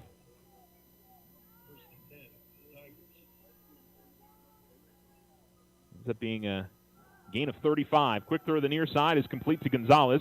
Gonzalez made a man fall down, and now he's at the 30. He's going to have first down yardage for the Tigers. And Gonzalez with a big gain. So he takes it from the 43 now to the Oregon Mountain 24-yard line, a gain of 19 on the reception. Tigers ready to go again, first and 10. Here's the snap and a fake of the handoff. Quick throw out to the far side. It's complete to Warren. Warren able to get past the first defender. Good blocking on the outside there by, I think that was DeAndre. No, that's Marcus Bryant who was blocking for him. And it'll be a gain to the 19-yard line, a gain of 5 on Jason's first catch of the night. Second and 5 for Alamogordo at the Oregon Mountain 19. 3:32 to go in the second quarter on the Richardson Motor scoreboard. And we've got a stoppage, and one of the Oregon Mountain players is pointed to the sideline by the official. Don't know if he had a helmet or his helmet come off, or maybe blood. I don't know if they make guys go off the field for blood in football. I think that there'd be a lot of guys going off the field. All right, two receivers at the top, one at the bottom. Running back to the left is Valdez, and he'll fake the handoff, and play didn't look exactly great, but Elijah's going to make the best of it as he fights forward. I did see something drop to the ground on the far side. I don't think it's a penalty flag. Maybe it is. Yes, it is a penalty flag. Let's see what the call is. So it's the far line judge that dropped it at the 20, holding against Alamogordo. So that's the 5th penalty of the night for the Tigers. And they have racked up 35 yards now in penalties. And that'll put a stop to this drive. But I think if you're Alamogordo, you got to go back to the air. You've really been able to hurt Oregon Mountain on the passing game on this drive. 3 completions alone on this drive for Elijah Montoya. The second and long for the Tigers. 2 receivers at the bottom, 1 at the top. Here's the snap. He will throw. And they're looking to throw the screen, but the pass was too tall for Avion Valdez, and it's incomplete.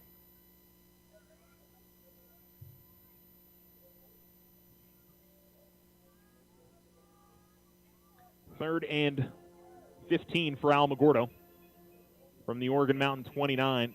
Probably on the outside of the range of Aiden Vasquez.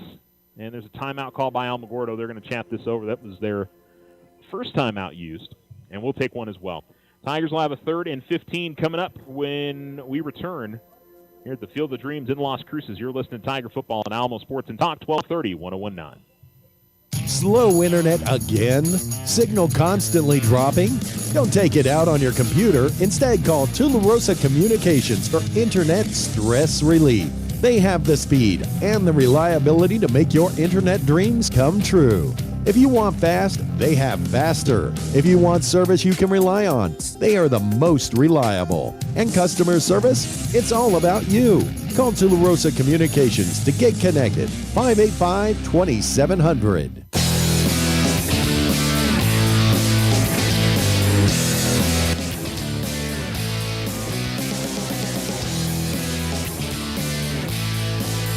Alamo Sports and Talk, 1230, 1019. 13-0 Tigers on the Richardson Motor scoreboard. 3:10 remaining in the second quarter. Tigers face a 3rd and 15 from the Oregon Mountain 29-yard line with 2 receivers at the bottom and 1 to the top.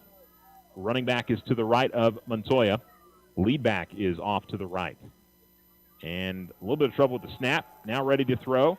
And will complete it to Gonzalez. Tried to make the first man miss. Was unable to do so. And get some positive yardage. Takes it up to the 22-yard line. I think you go for it here if you're Alamogordo. Aiden's knocked a couple off the upright on extra points. And so you got about half the yardage back there as he takes it to the 22. So you make it 4th and reasonable here. Gain of 7 on the completion. So the Tigers will go for it. 2 receivers at the top, 1 at the bottom. Tigers trying to get lined up. Hard count initially by Montoya. And he's still going to go hard count. And going back to the line of scrimmage to change the play possibly. They'll snap it. Back to throw. Got time. Rolling out to his right.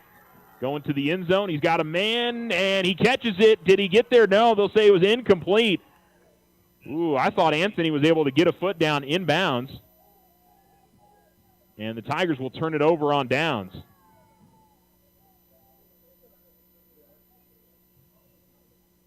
I'll love to see a replay of that one, but the officials don't get to see a replay either, so it'll just be the way it is.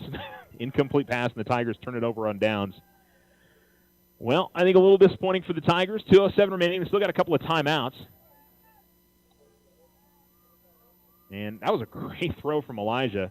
Needed just a little bit more room on the barrier at the near sideline. Here's a quick snap. Back to passes to Rongo. And he throws, and he completes it. But brought down after a quick gain. The ball stays inbounds as Mason Pittman made the tackle for the Tigers. And the completion went to Levi Goodman, looks like. Not sure. That might have been another player, to be honest. Just trying to pick up the number. Gain of 6. Back to pass and looking to throw again is Tarango. Coming to the near side, he underthrows his receiver. Incomplete pass, and it'll be 3rd down now with 1:33 remaining. Well, if you're Alamogordo, you're aggressive. If you get the stop here on 3rd down, you're aggressive and call the timeout if they complete and don't pick up the first.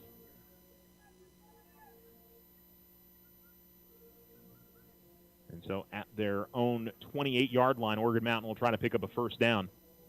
Again, Alamogordo will get the ball to begin the second half. Trips to the bottom, 1 at the top for the Knights. Tigers 3-down linemen.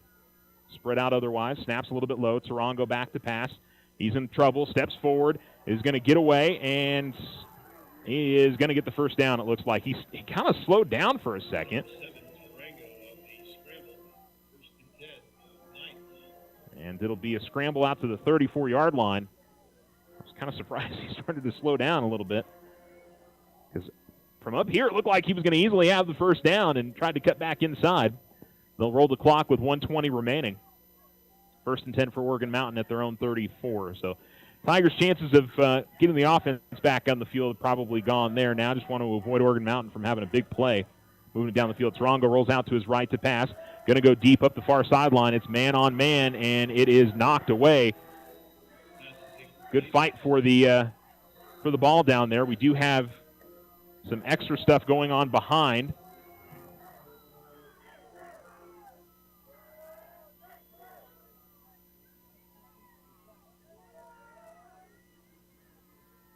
And a flag thrown. I don't know if we're going to have this go both ways or just one way. Seemed like, well, there was the play previous. That was the play previous or the one previous to that. Kamarin was tied up with somebody all the way back at about the 10-yard line. It was so far away from the play. And it was Kamari Morale again here, and I didn't see what happened. They were both kind of after it, so we'll see what happens if they're going to go offsetting or if it's just going to be one. Personal foul, roughing the passer on Alamogordo, dead ball, personal foul against Oregon Mountain.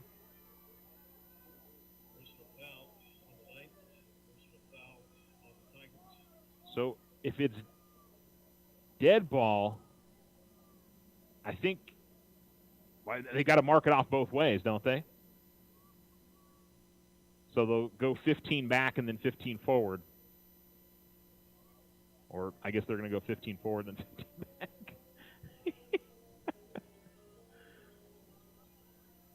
Because they didn't call it a personal foul on Oregon Mountain.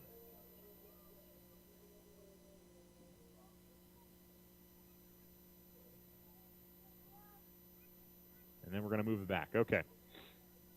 So it was roughing the passer on Oregon Mountain, or on Alamogordo, and then it was another personal foul on the dead ball. And so we're basically back where we started. Yeah, I said there was some chippiness. It looked like there's a lot of talking going on out there. But, in any game where you're fighting hard in the trenches, that's one of those that it's easy to get frustrated, I would definitely feel like. And so we're ready to start over now. 1:02 remaining in the second quarter. It's still 13-0 Alamogordo. And the Knights will have a 1st and 10 from their own 34-yard line. Here's the snap. Tarongo will throw. Pump fakes. Now steps up in the pocket and coming to the near side. And able to make one man miss and is still fighting forward and gets up to the 48-yard line for a gain of 14. So the Tigers are dropping back in man coverage, and Tarango's able to get out from the protection.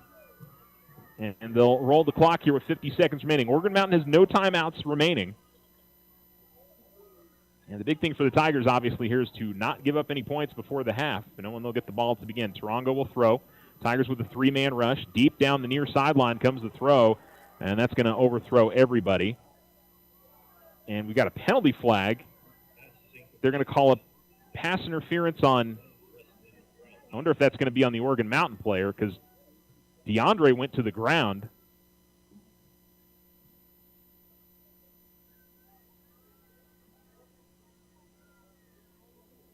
Let's wait and see, though. Pass interference on the offense. Okay. Yeah, DeAndre had probably a step or two, and we saw him hit the ground, and so I think the receiver pushed him back. I'm seeing Dylan Herdenrader has been coming over and talking to the near official a lot tonight. So it's a 15-yard penalty, and first and very long here for Oregon Mountain. I think the big thing for them now here is to not have a big mistake and turn the ball over with 34 seconds remaining and give Alamogordo a chance here before the end of the half. Now after that 15-yard penalty, here's the snap and the handoff, and they'll go straight up the middle. And pretty solid gain on first down across the 40. Guetta will get the carry to the 43-yard line. It's a gain of 10.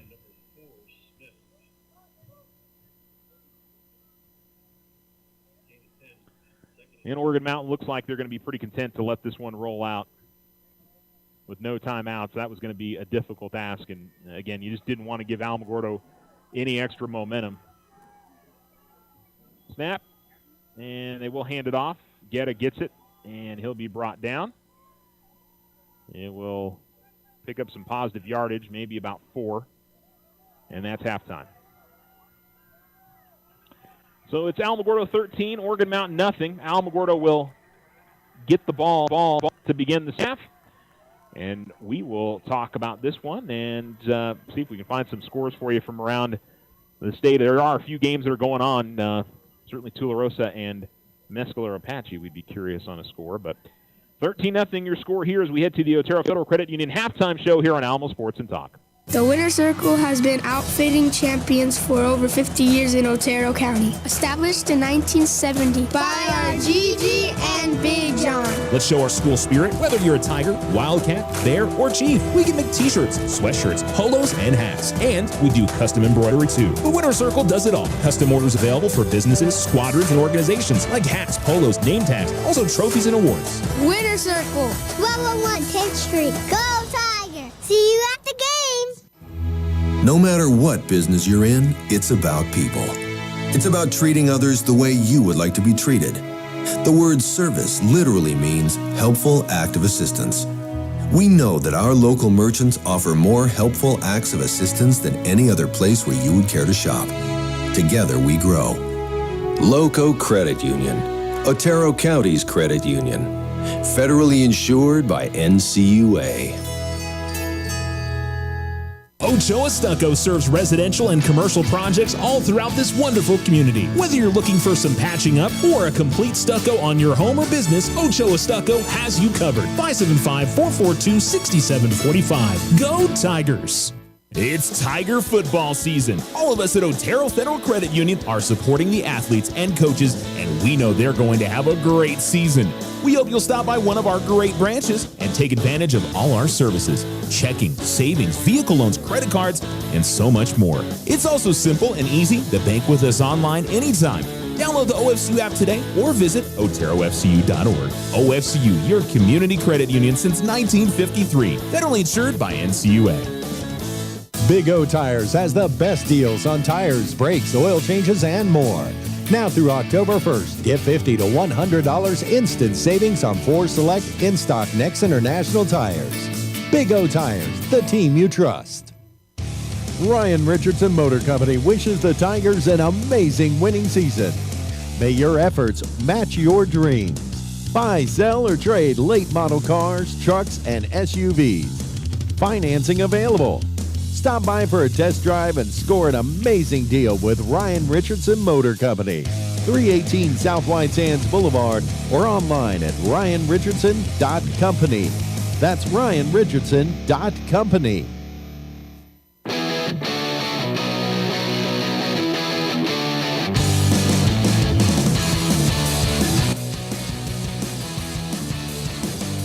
You're listening to Alamo Sports and Talk, 1230-1019. Welcome back here to the Field of Dreams in Las Cruces. This is the Otero Federal Credit Union halftime show, and on the Richardson Motor scoreboard, it is the Tigers leading the ninth 13-0 as they get ready for their halftime performance here. I got to say, from the halftime performance I've seen this year, out in Hobbs here, Alamogordo all season long, the intricacy of what the bands are doing, these backdrops and all these different things, it's pretty cool.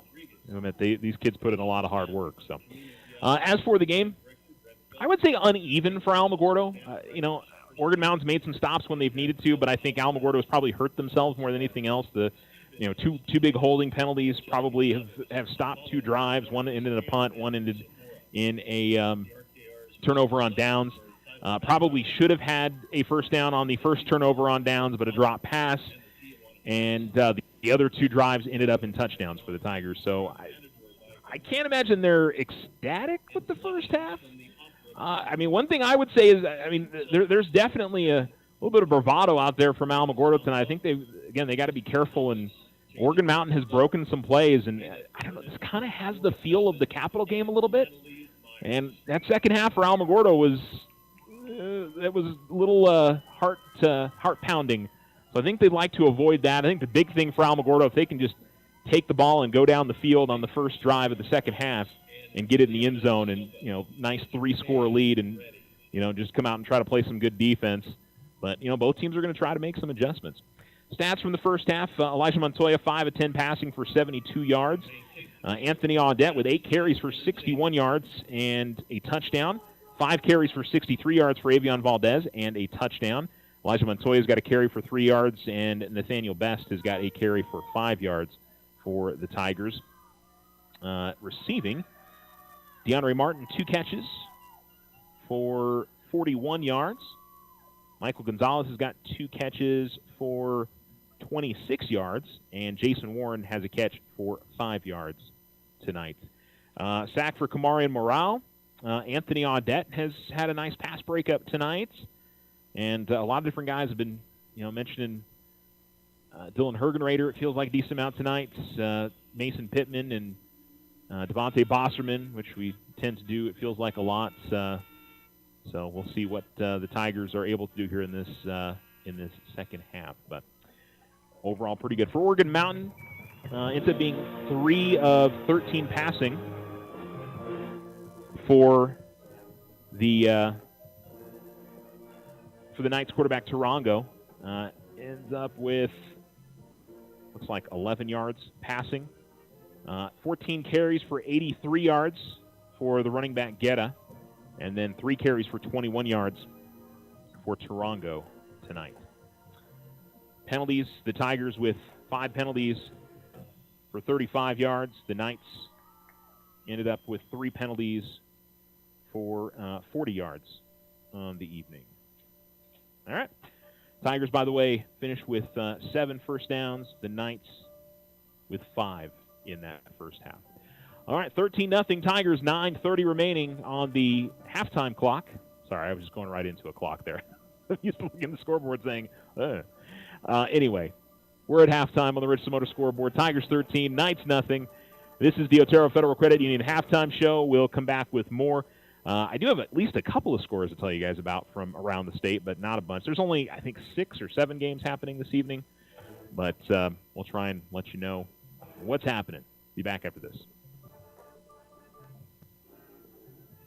When someone thinks they have a better idea, like a new way to make it or a new place to take it, they start their own business. Every small business has not-so-small ambitions. We can help you with about every financial service you'll need, like e-statements to save your filing space, mobile banking from your smartphone, lines of credit for expansion, and online account access.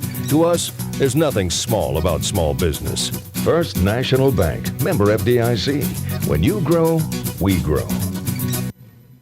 Tularosa Communication is now offering the smart Wi-Fi with built-in network security and enhanced parental controls. Do you have kids at home that you want to protect from overexposure on the internet? Block content, set internet time limits, or app and website restrictions for each family member in the house. Get notified when you have a network intrusion and reroute bandwidth to devices that matter the most. All from an app on your phone. Take control of your internet with Tularosa Communications. Visit tularosa.net or call 585-2700 for more information. It's never too early to lay away. Letter jackets for Christmas. The Winter Circle offers a variety of letter jackets in traditional styles for your students in Alamogordo, Cloudcroft, Tularosa, and Mescalero. Stop by today and help make your high schoolers' last years memorable. Lay away your letter jacket now. The Winter Circle, outfitting champions for over 50 years. 1201 East 10th Street. Open Monday through Friday. Go Tigers! See you at the games! When you open an account with us, you're going to have to get used to a few things, like being called by your name instead of your account number. Then you'll have to get used to not having to wait forever to get a simple yes or no on a loan. We make our decisions locally. It's a lot to ask, but you'll get used to it. Loco Credit Union, Otero County's credit union, federally insured by NCUA. 84 Lumber is a name and a company you can trust as your hometown building partner, providing the quality you expect and the service you deserve. Visit the Alamogordo location at 3401 North White Sands Boulevard or 84lumber.com to get started on your next home project. If your home is in need of some stucco work, either the whole house or some patch and paint work, Ochoa Stucco has the expertise to get the job done and done right. Contact them today at 575-442-6745 for your estimate. Go Tigers!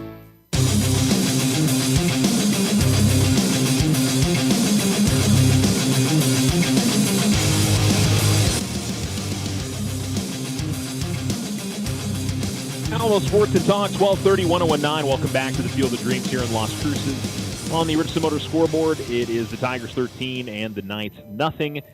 And this is the Otero Federal Credit Union halftime show. Do have a score update for you for Alamogordo girls soccer. They wrapped up their regular season tonight with a 3-1 defeat to Gadsden on the road. K Beach scored for the Lady Tigers, 8-12 and 1-9 in district. The Lady Tigers finish up their season. Alamogordo boys soccer is going to play at home tomorrow night. They had an official shortage issue, so they'll play that one at 7 o'clock for varsity, 5 o'clock for JV over at Reiner Steinhoff Soccerplex on senior night against Gadsden. We'll also have cross country tomorrow at 4 o'clock over at the Grigg Sports Complex. Both, I should say, Alamogordo, Cloudcroft, and Mescalero Apache cross country teams will all be there for that one. Had some volleyball tonight as well. Let's see if I get a final score. Thule went out to Lordsburg tonight, and Mescalero Apache was at home against Capitan this evening. So we'll try and update you guys on that when we get a chance. And we got volleyball on Saturday. Alamogordo's here in Las Cruces taking on Centennial on Saturday. And then a real good one in Tularosa as Cloudcroft and Tularosa face off in the first of 2 district matchups between those two sides. That should be a fun afternoon matchup coming up on Saturday. Scores from around the states. I don't have, unfortunately, a Tularosa Mescalero score for you guys. Hopefully we'll have a final before we get out of here. Texaco cruising past Loving 24-0. And I saw a 2-0 score for Dia leading Cibola. And that one was in the second quarter. That's some low-scoring football right there. That's the halftime score. Yeah. There you go. No other scores from around the state for football. Most of the games are coming up tomorrow. All right, we're going to take another break, and in this break, we'll hear from our Tiger Athlete of the Week. We're going to give you guys a little bit of an early preview of that. We'll have his picture up on our Facebook tomorrow, and the interview will air on the radio station tomorrow a few times, and we'll have it up on our Alamo Sports YouTube channel as well. Tahid Cruz Lewis of Tiger Soccer. You'll see him out there with Tiger Soccer tomorrow. But had a chance to chat with him yesterday, so we'll give you a little preview of our Athlete of the Week, and we'll come back and be pretty close for the second half kickoff. Alamogordo and Oregon Mountain, the Tigers leading 13-0 on the Richardson Motor scoreboard, and you're listening to the Otero Federal Credit Union halftime show. This is your Alamo Sports Tiger Athlete of the Week Spotlight, brought to you by the Winner Circle. This week's athlete is Tahid Cruz Lewis of Tiger Soccer. Yeah, Tahid, kind of an interesting story this year because you hadn't played high school soccer at all. I imagine you played. Did you play when you were younger? No, never. No? Okay, so this was like the first time you'd picked up soccer. Yes, sir. I guess my question is, how did you get into it? I mean, what got you started playing? So my friend William Ochoa, he told me to come out, so I was like, okay, I'll come out, and that's how it really started. I mean, we definitely saw how athletic you are and your speed that you showed this year. How much did you enjoy playing soccer this year? What did you enjoy about it? I enjoy just playing around with the team and just having fun with them. They're fun to play with. Scoring goals was fun too, right? Yeah. Actually, you know what? I think the thing I saw you get the most joy out of was getting an assist at some point this year when you got a couple. It seemed like, was there a reason why that was like, you were like, yeah, I marked down that assist. Just to have stats and stuff. I wasn't sure if maybe somebody had said something, hey, you need to get a helper out there or something. No. I got you. I got you. Very good. And you've done some other sports at the high school since you've been here, right? Yeah. Yes, what else have you been involved in prior to soccer? Track and basketball. Okay. Mostly. Okay. And baseball back in 8th grade. Okay. I was going to say, I feel like I've seen your name in a lot of different places out there. So you've just tried a lot of different things as you've been through. Yes, sir. Okay. Very cool. How has soccer ranked up there for you? Has this been the most fun you've had with high school sports? So far, yeah. It's been pretty fun. Okay, very good. I'm glad to hear that. Senior this year. So, first of all, are you excited about graduation with that coming up around the corner? Or? Yeah, mixed emotions, sad and happy. But yeah, I'm glad I'm graduating. Is college something you're hoping to do? Is there something else you're thinking career-wise once you're done with high school? Or College is definitely the plan after high school. Okay. Do you know what you want to study in college? Or computer science. Okay. Very good. What has you interested in computer science? Is there a career that you're hoping to shoot for? Or? Yeah, software engineering, and coding and stuff. Yes, sir. Do you already do some coding and mess around with that stuff? Yes, sir. Okay. Who got you started in that? Was it just you, or did somebody? It was actually my grandpa Gary. He got me started in it, and then I was just like, I'm gonna do that as a career. Okay, very good. That's exciting. All right. Well, when you're a big software engineer billionaire, well, hopefully you remember us back here at Alamogordo or something down the line. All right. Well, we certainly look forward. You guys got one more game. You'll play on Friday at home against Gadsden, so I know you're looking to finish strong. And you and Wyatt and William, I'm sure, want to have a good senior night, right? Yeah. Okay. Hopefully. All right. Well, we certainly hope that that's going to be the case. Tahit, congratulations on being Athlete of the Week. Thank you, sir. When life happens, OFCU has a loan for that. Appliances, furniture, medical, repairs, vacations, consolidations, and more. OFCU's personal loans are as low as 9.99% APR. Apply online at oterofcu.org or in person today. All loans are subject to credit approval. Other issues may apply. Federally insured by NCUA. Your success is our success. We belong to you. Ryan Richardson Motor Company wishes the Tigers an amazing winning season. May your efforts match your dreams.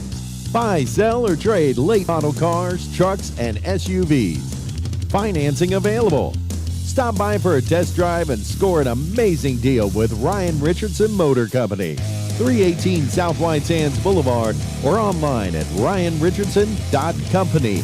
That's ryanrichardson.company. Big O Tires has the best deals on tires, brakes, oil changes, and more. Now through October 1st, get $50 to $100 instant savings on 4 select in-stock Next International tires. Big O Tires, the team you trust. Now you have a choice when it comes to keeping massive files of your bank statements every month. With an online e-statement, you'll have an accurate, easy-to-read electronic statement you can access anywhere, anytime. Get more control over your cash flow. And no more giant filing cabinets. Our e-statements get an A+. First National Bank, member FDIC. When you grow, we grow. 84 Lumber is a name and a company you can trust as your hometown building partner, providing the quality you expect and the service you deserve. Visit the Alamogordo location at 3401 North White Sands Boulevard or 84lumber.com to get started on your next home project. Slow internet again? Signal constantly dropping? Don't take it out on your computer. Instead, call Tularosa Communications for internet stress relief. They have the speed and the reliability to make your internet dreams come true. If you want fast, they have faster. If you want service you can rely on, they are the most reliable. And customer service? It's all about you. Call Tularosa Communications to get connected. 585-2700.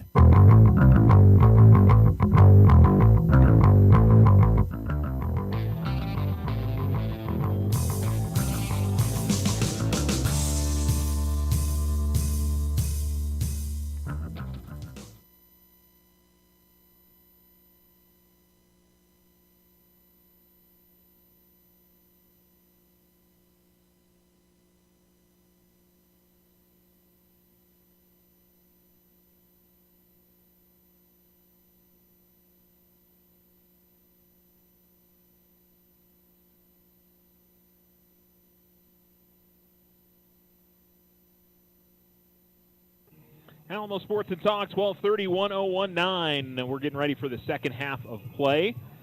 I've been kind of watching the referee, and I don't know if it's again, I'm not sure from up here. I think that was Kenny Sanchez for Oregon Mountain. Very demonstrative back and forth between, and this is a halftime, between White Hat and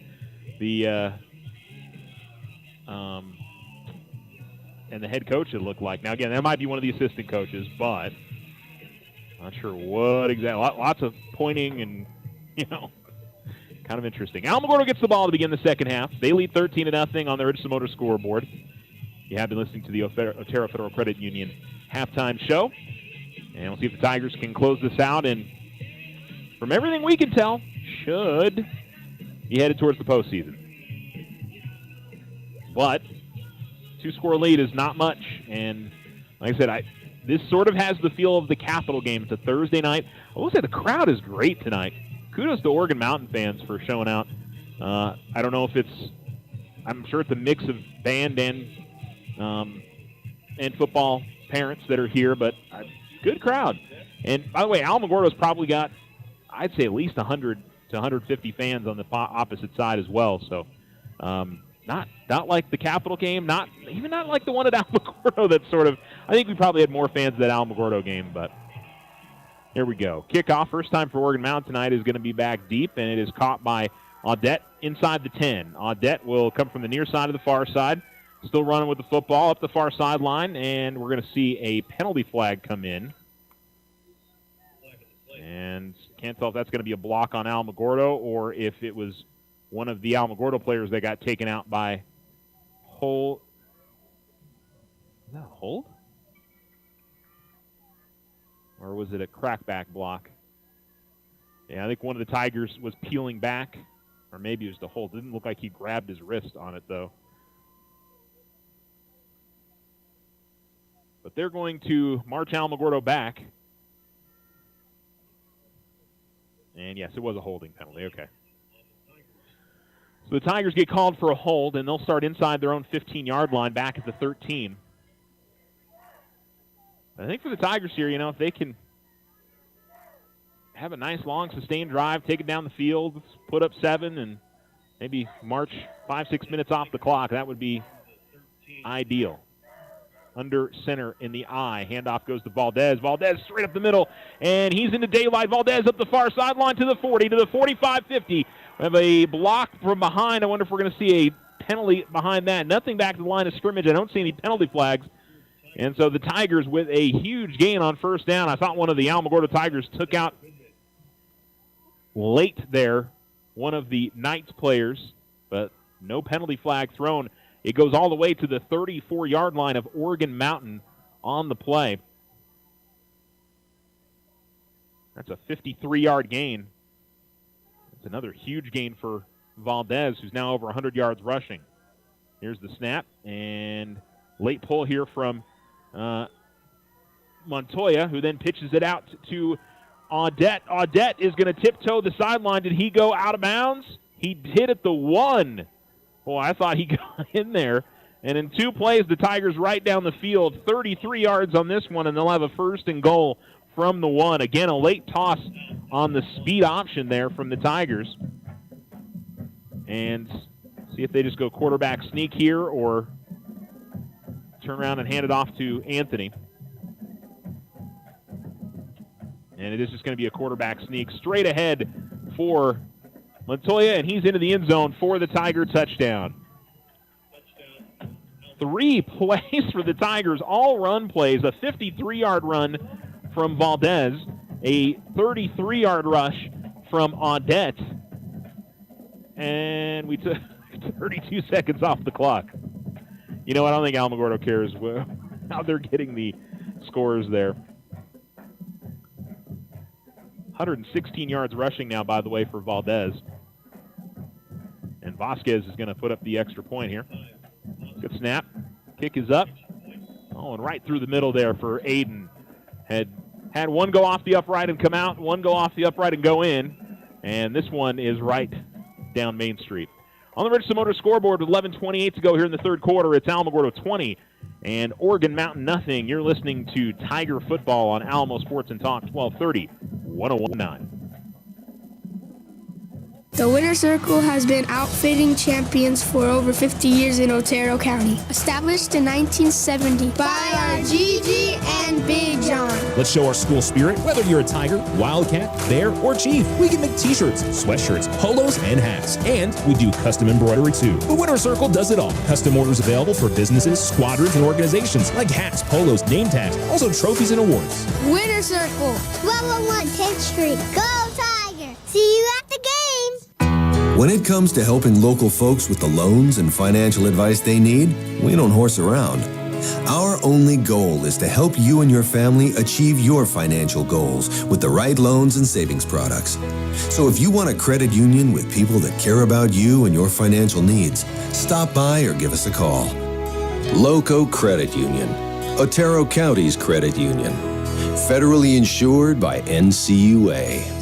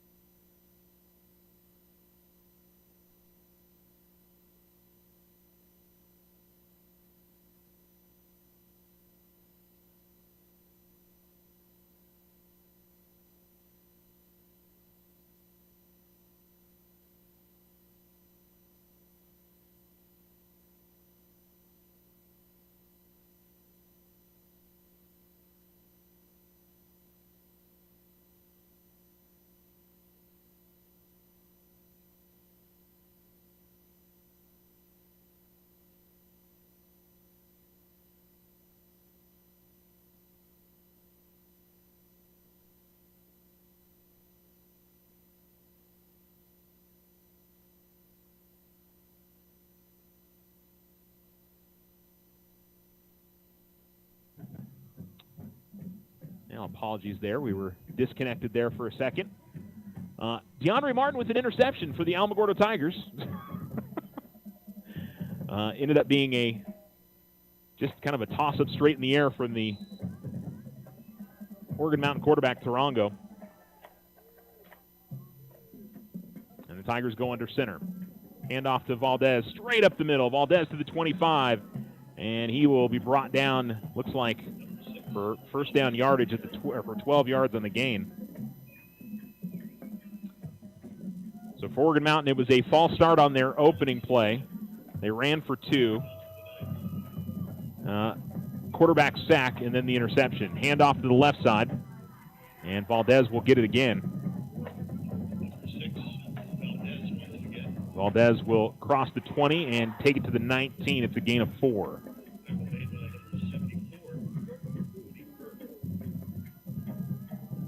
Tigers go 2 wide receivers out to the top. Again, under center is Elijah. And he'll hand it off and give it to Valdez, who takes it to the right side. Penalty flag comes in. And probably going to be a hold on Alamogordo. Gain of 2 on the play, but I believe it'll be coming back. And, yep, another hold on the Tigers. That'll be the Tigers' second penalty of the half for 20 yards to go on with 35 in the first half. And these have been drive killers for Alamogordo. They've when they've picked up these penalties in the midst of a drive, it stopped them. So they, I think one of them led to a turnover on downs. Another one led to a punt. So we'll see how the Tigers bounce back from it.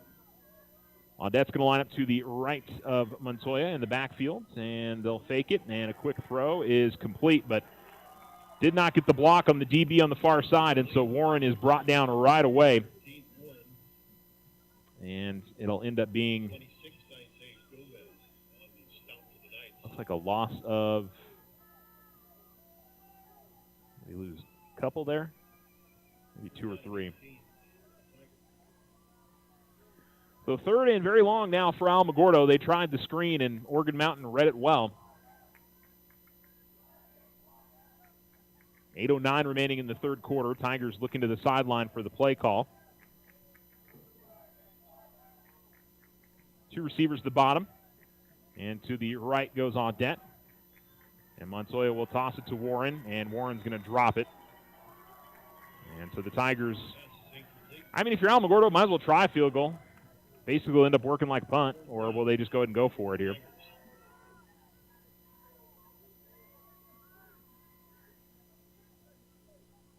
Looks like they're going to go for it. I like that too. I mean, it's fourth and very long here from the Oregon Mountain 31. Tigers are not moving especially quickly to get this play started, but now they're headed towards the line of scrimmage. I don't have a play clock for you guys. Kind of keep it on the back judge. Usually he starts counting if it's getting close. Here's the snap, and back to pass is Montoya. Going deep up the near sideline. He's got Martin. That's got to be pass interference. It is. It won't be enough for a first down because we're on 4th and 18, but a 15-yard penalty will make it a lot more reasonable for the Tigers on 4th and 3, and that was a pretty easy call. Martin tried to go up for the catch, and the DB just sort of plowed through him. Officials like it when you make it a little easy on them in some of those cases, you know.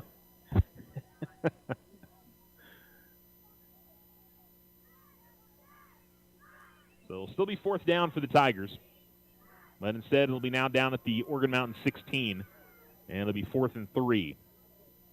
So it definitely opens up the playbook a little bit more here for Alamogordo. They don't have to go to the air. I kind of like the speed option on this play, to be honest. Just gets you to the outside and gives Elijah some room, but they're going to go just straight option here, under center on the eye. They haven't thrown out of this before, so maybe they'll do something like that. Elijah kept it, and he's not going to get it. So kind of surprised Alamogordo went, I think, out of the eye. It sort of limits what the defense thinks you're going to do there, but they have done very well out of that I formation tonight. There is an Oregon Mountain player that is down on the play afterwards, but gain of 1 for Elijah, and the Tigers do turn it over on downs after getting the pass interference penalty. 7:41 to go in the third quarter. Tigers still in control here, 20-0, and they remain working on the Oregon Mountain player that is on his back at about the 15-yard line. So we will go ahead and take a commercial break and hope for the best for the young man. He's taking his helmet off. Well, let's see. He's getting up now. All right, looks like we're okay. We'll keep it right here. So it'll be 1st and 10 from their own 15 for Oregon Mountain. 7:41 remaining. And the Tigers defense will come back out of the field after the DeAndre Martin interception.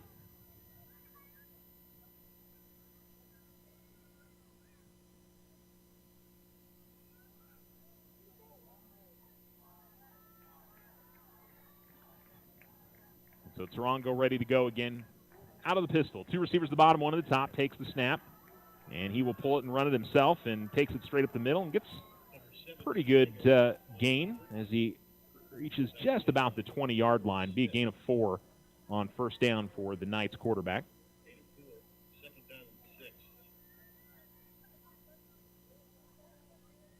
That's pretty much been their offense tonight. They've run that read option for the quarterback, and he's definitely given it to Guetta a lot more than he's kept it himself. And they have thrown the ball a decent amount. 14 attempts tonight, but just 3 of 14 for 11 yards. Trips to the bottom, 1 at the top. And, again, Tarongo will pull it, and that was, I'm not sure either was a particularly great option because the running back was going to be stopped, and he ends up getting stopped as he takes it off right tackle and ends up maybe picking up 1. I think it's going to be no gain. And so it'll be 3rd and 6, 3rd and 5. So he might have gotten a yard on the play. Clock continues to roll here with 6:25 remaining in the third quarter, and Alamogordo in front 20-0. Tigers defense looking to come up with another stop. Trips to the bottom, 1 at the top. In the pistol is Tarongo. Tigers with 3 down linemen.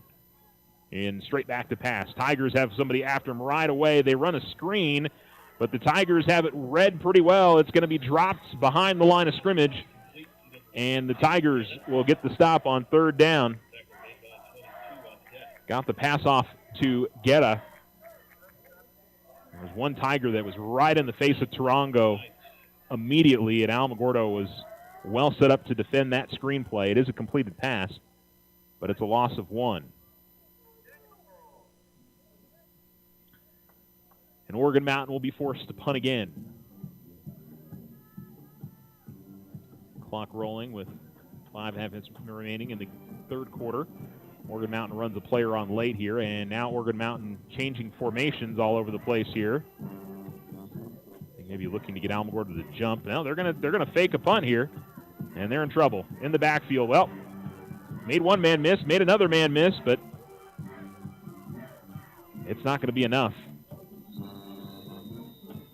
Now, I don't know if that was called from the sideline or if that was an audible call from the field. Usually in high school football you don't have that, but they were trying to mix up Alamogordo a little bit and did not work. Got back to maybe the original line of scrimmage there. No, that ends up being a loss of about 6. And so Alamogordo gets it right back. It'll be a 1st and 10 at the Oregon Mountain 19. I like it from Oregon Mountain. You know, it's the last game of the season. They know they're not going to be playing after this. Try something. I think they probably would have better served to not change formation there because it led the Tigers to know what was happening. I probably would have surprised them a bit more if they'd gone for it in another way there, but looked like they were trying to throw, but Alamogordo was ready for it. And the Tigers will go under center here out of the I. Best the fullback, and Audette the tailback. 2 receivers at the bottom for the Tigers. They put a man in motion. Gonzalez comes across, and they'll hand it off to Audette. He lost the football. And did he get back on it? Never had the handoff cleanly. And Alamogordo does get it back for no gain. You know, that was lucky for the Tigers that they were able to get back on it because Audette had left the ball behind himself. And just fortunate that there wasn't anybody in a black jersey that was able to pounce on that. 1 receiver to the bottom and 1 at the top for the Tigers. And then back to the I formation. And Elijah will hand it off to Audette. Audette coming to the near side to the 15. Audette to the 10. And is going to be brought down shy of the 5-yard line, but it'll be a 1st down for the Tigers. As he gets to the 6, it's a gain of 13 for Alamogordo. Over 100 yards rushing for Elijah. That also puts him over 1,000 yards rushing on the season. From my standpoint, he needed less than 100 yards to get there tonight, so he might have actually already been there. Under center again. Audette again, straight up the middle. And not going to be enough to get the touchdown here, but is getting positive yardage to the 2. It's a gain of 4.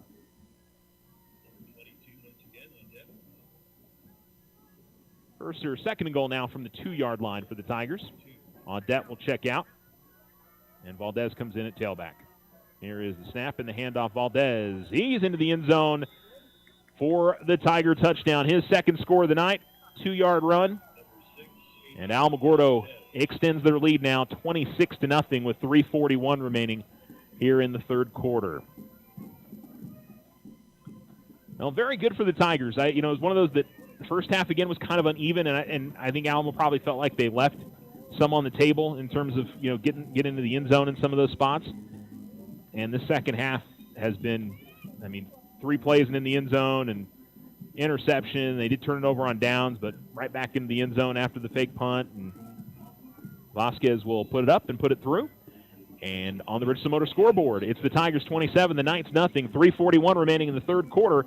You're listening to Alamo Sports and Talk, 1230, 1019. Ochoa Stucco serves residential and commercial projects all throughout this wonderful community. Whether you're looking for some patching up or a complete stucco on your home or business, Ochoa Stucco has you covered. 575-442-6745. Go Tigers! It's Tiger football season. All of us at Otero Federal Credit Union are supporting the athletes and coaches, and we know they're going to have a great season. We hope you'll stop by one of our great branches and take advantage of all our services: checking, savings, vehicle loans, credit cards, and so much more. It's also simple and easy to bank with us online anytime. Download the OFCU app today or visit oterofcu.org. OFCU, your community credit union since 1953. Federally insured by NCUA. Big O Tires has the best deals on tires, brakes, oil changes, and more. Now through October 1st, get $50 to $100 instant savings on 4 select in-stock Nex International tires. Big O Tires, the team you trust.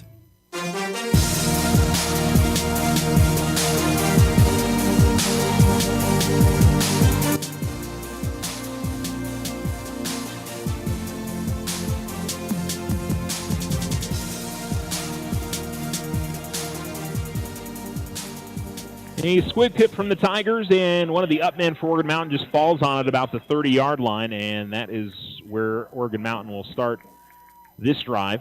Down 27-0 on the Richardson Motor scoreboard, 3:37 remaining here in quarter number 3. It has been all Tigers, especially here in the second half. Alamo has put their stamp on this game, and not going to be any this will be the first game this year that Alamogordo has, in any of their wins, that has not been a close game. Everything has been kind of a nail-biter. Tarango will keep it and run it off the left side, and he'll be tripped up shy of the 35-yard line. Looks like he'll get a gain of about 5 on the carry.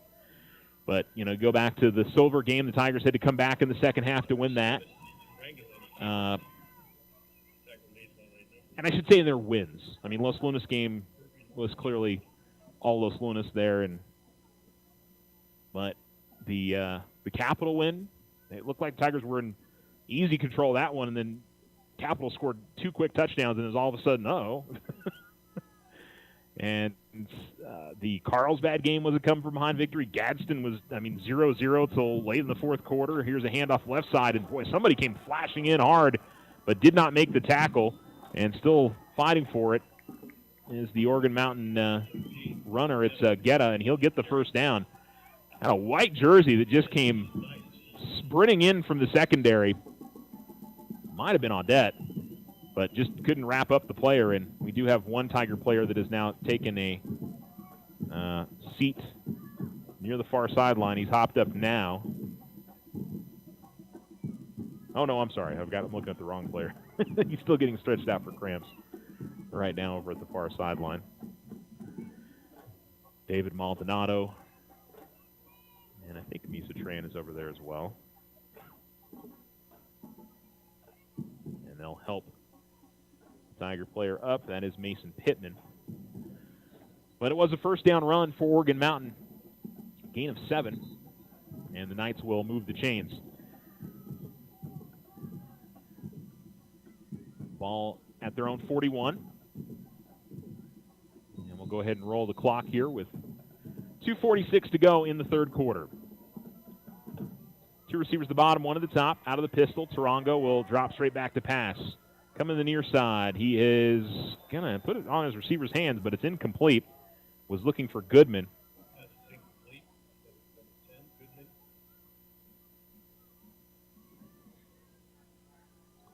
So the Knights will face a second down and 10. Had lots of time to throw and had two receivers that had run sideline routes and were kind of in the same area. But he had given Goodman at least a good opportunity at pulling in that reception. Just didn't grab it. Clock stops with 2:35 remaining. Two receivers at the top, one at the bottom. Running back is behind Tarango. And he will keep it himself as he pulls the handoff and is going to be brought down after a solid run. He's going to pick up 11. And it's another first down here for Oregon Mountain. So an Oregon Mountain offense that has been stifled through two drives in this second half and has now picked up back-to-back first downs.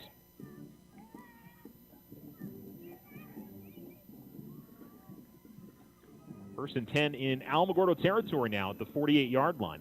Knights are going left to right in this third quarter. 2:10 remaining in the third, and the Tigers are in control 27-0. Knights have gotten into Alamogordo territory a few times tonight, but just yet to find the scoreboard. Back to pass on the play action. Throwing deep up the far sideline. It is short and almost intercepted. Looked like Audette had a chance to grab it, and it was knocked away late by the Oregon Mountain receiver. I believe it was number 81 out there. Yeah, I don't have an 81.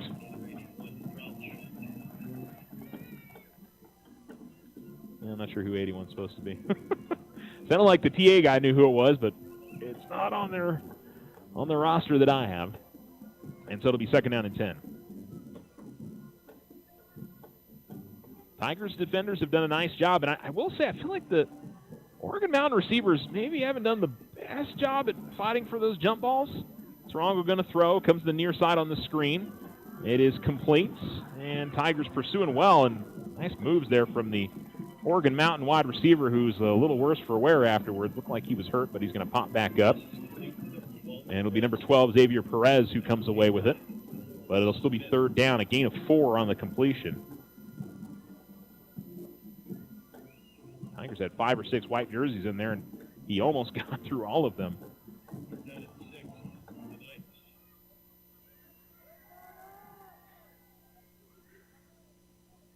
Knights to the line of scrimmage on a 3rd and 6 at the Tigers 44. Two receivers going up to the top, one at the bottom. Here's the snap. Tarango will throw it. It is complete again on the screen. And making the grab and eventually gang tackled out to the far sideline. Perez again makes the catch, but he's not going to have enough yardage for the first down. It's just a 2-yard gain. And so it'll be a 4th down. Pretty much the same play they ran the last time, and Perez essentially had it man-on-man on the outside, but good pursuit defense from the Tigers. Had a lot of players coming on late to make sure he didn't get the first down yardage, but puts them a little bit closer. They need the Alamogordo 38. Ball's at the 42. 4th and 4.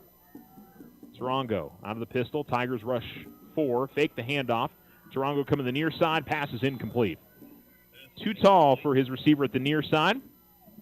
And it's a turnover on downs, and Alamogordo will come back out on offense. So the defense continues to pitch a shutout to this point. It is World Series time. We can throw in a baseball reference, right? 1st and 10 for Alamogordo at their own 42. They'll take over. And this offense, which has scored 2 touchdowns in the second half and had 1 drive stall, again on a penalty. That's been really the only thing that has slowed down this Tiger offense tonight, has been them kind of hurting themselves on penalties. Under center out of the I. Valdez is the deep back. And the snap, and pulling it late is Montoya. He's keeping it himself. He tosses it out late, and then it goes out of bounds for Valdez up the far sideline. Very, very close to being a forward pass there. Ball goes to the 45 of Oregon Mountain, and the Tigers have the first down after a gain of 13. Well over 100 yards rushing tonight for Valdez. In fact, he's got 137 and 2 touchdowns. He stays in at tailback for the Tigers. And I'll tell you what, Elijah has run the option very, very well tonight. He's thrown some late pitches. One of them led to a long Valdez touchdown earlier in the game. Straight handoff this time to Valdez, and takes it between center and left guard. It looks like he'll get about 3, and that'll probably be the last play of the third quarter. Alamogordo in control on the Richardson Motor scoreboard. They lead 27-0, and we go to the fourth quarter with the Tigers trying to close out with a win and stamp their ticket, hopefully, to the postseason. There's a lot of other things that could happen, but they've certainly taken care of the business that they've needed to take care of so far. We'll come back with the fourth quarter of play with the Tigers up by 27. You're listening to Alamo Sports and Talk. Ryan Richardson Motor Company wishes the Tigers an amazing winning season. May your efforts match your dreams. Buy, sell, or trade late model cars, trucks, and SUVs. Financing available. Stop by for a test drive and score an amazing deal with Ryan Richardson Motor Company. 318 South White Sands Boulevard or online at ryanrichardson.company. That's ryanrichardson.company. If you and your family are looking for a new home, you don't have to look far for a home mortgage. As a community bank, we not only have great rates, we offer you friendly financial service right here in the neighborhood. There are a lot of options in real estate lending. We're here to see that you get a loan you can live with. Talk to us about your home mortgage. We're an equal housing lender. First National Bank, member FDIC. When you grow, we grow.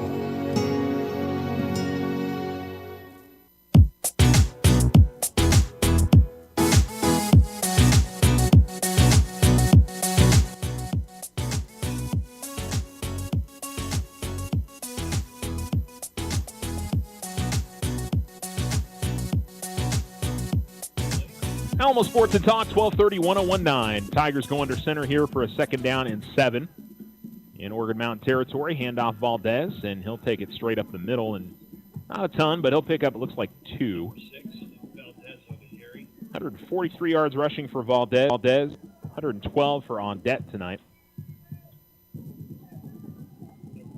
Tiger offense has continued their strong play. Fourth quarter now, so the Tigers are going left to right. They'll face a third down and 5 now. And here's a quick throw, and that is, too high.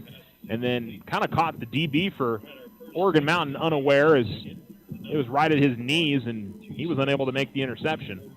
So the Tigers hadn't thrown out of that formation all night. You kind of wondered when they were going to do it. And they tried there, and no completion. Looking, I think, for DeAndre Martin on the play. Both receivers had run slants up to the top side. Tigers will go for it here in 4th and 5 from the Oregon Mountain 40. 2 receivers at the top, 1 at the bottom.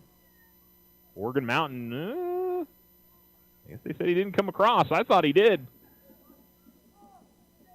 Obviously a dead ball penalty in high school, but I guess they say he didn't come all the way across. Here's the snap. Handoff goes to Valdez. Valdez tries to take it left side.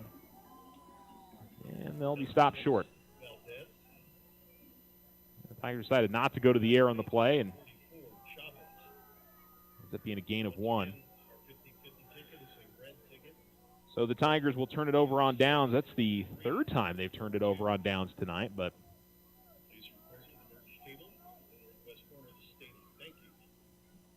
Oregon Mountain will get it their own 39, 1st and 10. 11:14 to go on the Richardson Motor scoreboard here in quarter number 4, and I'm sure the Tigers would like to maybe have a little bit more resounding victory tonight. But, in high school football in New Mexico, beating teams by, 100 points doesn't make a difference. If you beat them by 100, beat them by 2, really. And here into the backfield, big sack for the Tigers, coming in untouched. Like number 9 for Alamogordo. That is Gianni Mulgado. Called his name twice tonight. Gianni's played well. The Tiger sophomore. And I feel like when I've talked with Coach Cisco at times, I feel like he's going to be a really good player for this Tiger team in years to come. If I'm remembering correctly. I think I am. So it's quarterback sack, 3rd sack of the night. Rusty Davidson and Kamarian Morale also with quarterback sacks tonight. And 2 receivers at the bottom, 1 at the top here for Oregon Mountain, 2nd and long. Tigers showing blitz. Martin is going to come on the outside, and keeping it was Tarango. He got away from the first couple defenders and continues to push forward. Good hard work from the quarterback there. Logan Tarango's playing his final game, and now we got a late penalty flag coming in. And then we've got some extra shoving and pushing here, and this is, in a game you're up 27-0. What a dumb thing to do if you're Alamogordo.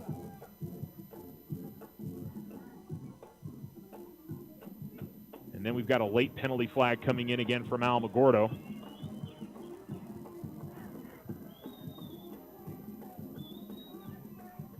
Or on Alamogordo.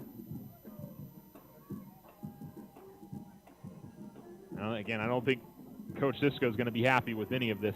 It's all going to end up offsetting at the end of the day, but I guess the question is, are we going to see any ejections here? And that's the thing that's going to hurt for Alamogordo is if somebody gets ejected out of this game, they won't be available next week if Alamogordo's in the postseason.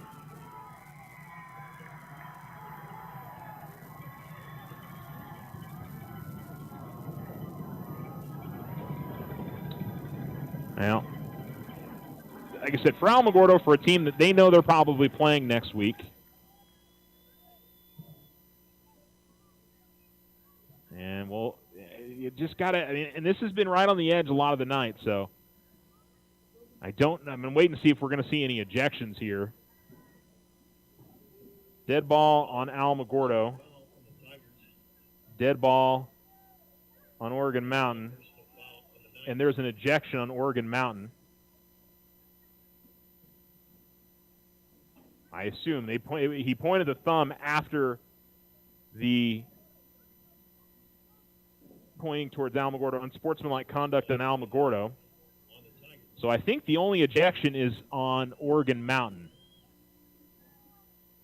I believe. Just based, unfortunately, we don't have a mic like we did last week.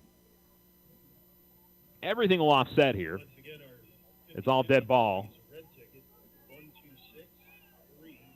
And I think Tarango got ejected. Boy, I was giving him so much credit for playing hard there right at the end. And, continuing to fight at the end of it. And then he did something there extra at the end where I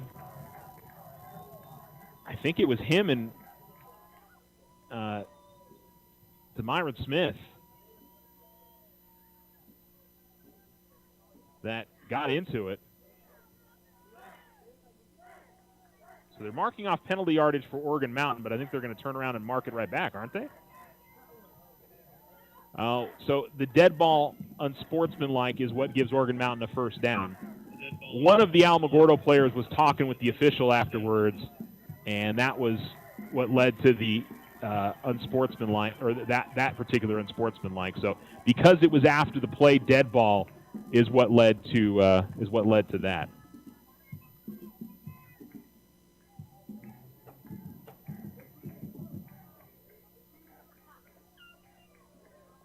And it looks like the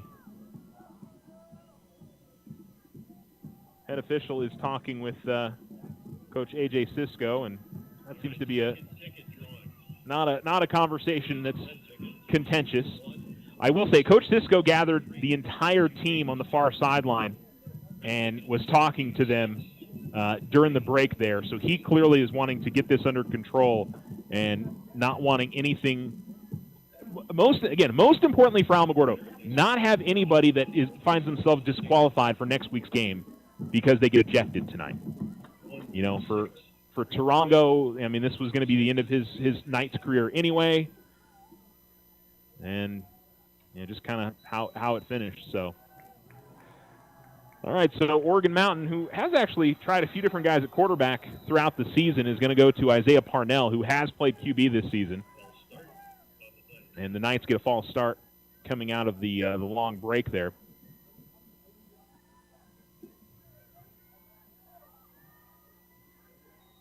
So again, Alamogordo has got to be really, really smart here at the end of this game. There's 10 minutes left.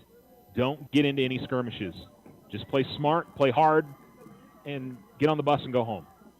Here is the handoff and going straight up the middle on the carry.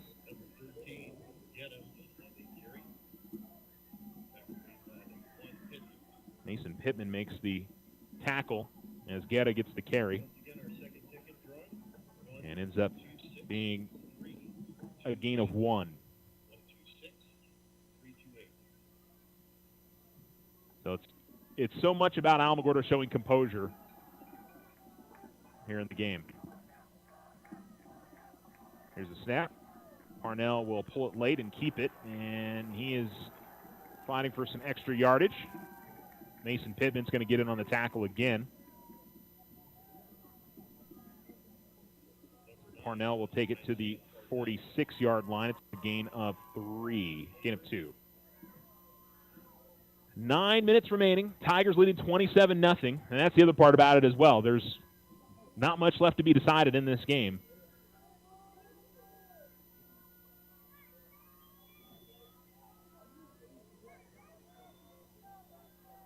Two receivers up to the top and one to the bottom. The snap, and Parnell will hand it off and come to the near side, and Guetta's going to get a first down, it looks like. Good run from Guetta as he gets all the way to the 32-yard line. It's a gain of 14, and he's going to put himself very near over the century mark in rushing tonight. First and 10 at the Alamogordo 32, and they'll move the chains. Let's kind of look at the Alamogordo defensive setup. It looks like they're keeping their starters in there. I got to wonder at some point here if Alamogordo maybe thinks about going to some of the reserves here just now from this point to not pick up any injuries as well here with the hopes of playing next week. Here's the snap in the hand. They'll give it to Guetta. Straight ahead, but not a whole lot there as they cross the 30-yard line. Maybe a gain of 3, but he does get over 100 yards rushing on that carry. And so when it comes to the playoffs, two teams could completely ruin it for the Tigers. That would be Clovis if they could upset Los Lunas, or if Atrisco Heritage upsets Volcano Vista on Saturday. The Clovis-Los Lunas game is tomorrow. That is out at Leon Williams Stadium tomorrow evening. So that's a long road trip for Los Lunas, and never an easy place to go and win for sure. Two receivers at the bottom, one at the top. Here's the snap. Parnell, he's going to throw for the first time. Deep up the near side. Not a particularly great throw, but a jump ball, and it looks like it's incomplete. Knights thought they had gotten it, but the official right away had deemed it incomplete. The back judge called incomplete. I don't know if the near line. I'll tell you what, man, the line judge on the near side is, there's been some differing calls between him and the other officials tonight.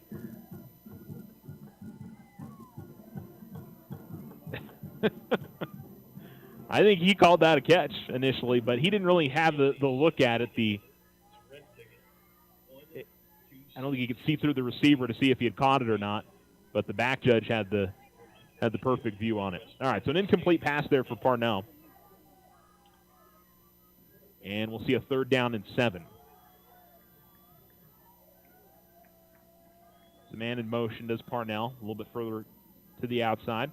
Takes the snap and hands it off. And Guetta's got it. And Guetta fighting for first down yardage. Looks like he's going to get it again. Another 3rd down run. May move the chains here for Organ Mountain. It's going to be very close. From my angle up here, I can't quite tell if he's past the line to gain or not. And they will move the chains. So he's going to pick up exactly what it needed, 7 yards. And Organ Mountain continues to move the ball down the field here with 7:18 remaining in the 4th quarter. Tigers in control here, 27-0. So no concern here with the result of the game. But I'm sure the defense would love to maintain the shutout if they can as we go down the stretch here. Two receivers at the bottom and one at the top for the Tigers, or I should say for the Knights. Here's the snap, and Parnell will throw. Come to the near side. It's complete, and making the stop is DeAndre Martin, but it's going to be positive yardage here for Organ Mountain down to the 14-yard line. It's a gain of 8 on the completion. And it looks like that is, I believe, number 12 again on the reception, Perez. It'll be 2nd down and 2, a little bit more manageable here for Organ Mountain as they try to get in the end zone here late in this game. Two receivers at the bottom, one at the top. Out of the pistol, Parnell takes it. He gives the ball to Guetta, who goes straight ahead, and he's got the first down. Oh, ball came out late. And Alamogordo claims they've got it. Demyron Smith comes out of it with the ball. Are they going to say he was down first? Officials are coming in. They stopped the clock with 6:01 remaining. And we're going to talk this over. Is it Tiger ball or is it Oregon Mountain ball?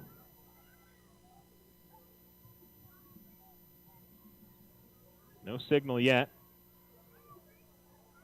I think it's going to be Tiger ball. It is. It's a fumble. Alamogordo recovers.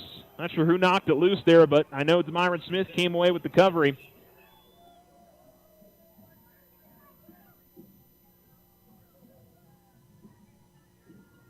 And the Tigers will get it back in Oregon Mountain. Not able to get it in the end zone.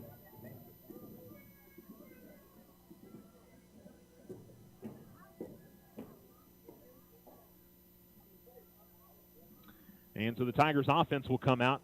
And again, I kind of wonder, are we going to stick with the starters here or maybe mix things up there a little bit at the end of the game? And it will still be the Tigers starters out there. So Elijah Montoya comes back out at quarterback for the Tigers. 6 minutes remaining. And we'll hand it off. And straight up the middle and breaking a tackle is Audette. Audette turns it upfield. Spin move at the near sideline. Got a penalty flag that comes in on the play. And the yardage gained initially should be enough. Holding against Alamogordo. So we'll bring it back. See if it's from the line of scrimmage or if it's from, I think they're going to mark it from the spot. So it's going to end up pretty much being 1st and 10 again for Alamogordo. That's really been about the only thing for the Tigers tonight that has, now I'll take that back. There's been a little bit of a composure issue, I feel like, tonight for the Tigers and not, getting too heated. And I think it was the wide receiver that was blocking towards the end of the play that gets called for the hold. Tigers will again snap it, and Knights were in the backfield quickly, but breaking the tackle, and he's going to get the first down anyway. We're Anthony Audette, so he'll run it straight ahead and pick up the first down. Had to put in some nifty moves in the backfield to get away from the first Oregon Mountain defender, but it's a gain of 13. 125 yards rushing now by my count for Anthony Audette tonight, and a score. 2 touchdowns for Avion Valdez and 1 touchdown for Elijah Montoya tonight. All of it on the ground. Tigers just running 2 wide receivers, going a little bit heavier in the set. I think the Tigers are trying to run down clock, so they'll keep an eye on the back judge. Puts his hand up in the air. That means 10, I believe. Here's the handoff again to Audette. Makes a nice juke move and is up the far sideline. Audette will step out of bounds. And Anthony Audette again with a good gain. Behind the play, Elijah Montoya helping up one of the Oregon Mountain players. Always like to see that. They will mark Anthony out of bounds at the 41. It's a gain of 19 on 2nd down. Tigers trying to finish this half the way they started it with some big runs. Tigers are going to have 2 guys rush for almost 150 yards tonight. 1 receiver to the bottom and 1 to the top. And the running back is to the left. And it'll be Anthony again, but not much there. Looks like he'll gain 2 as he worked his way up the middle. No, I'm sorry, that is not Anthony. I think that is Devin Barris on the carry.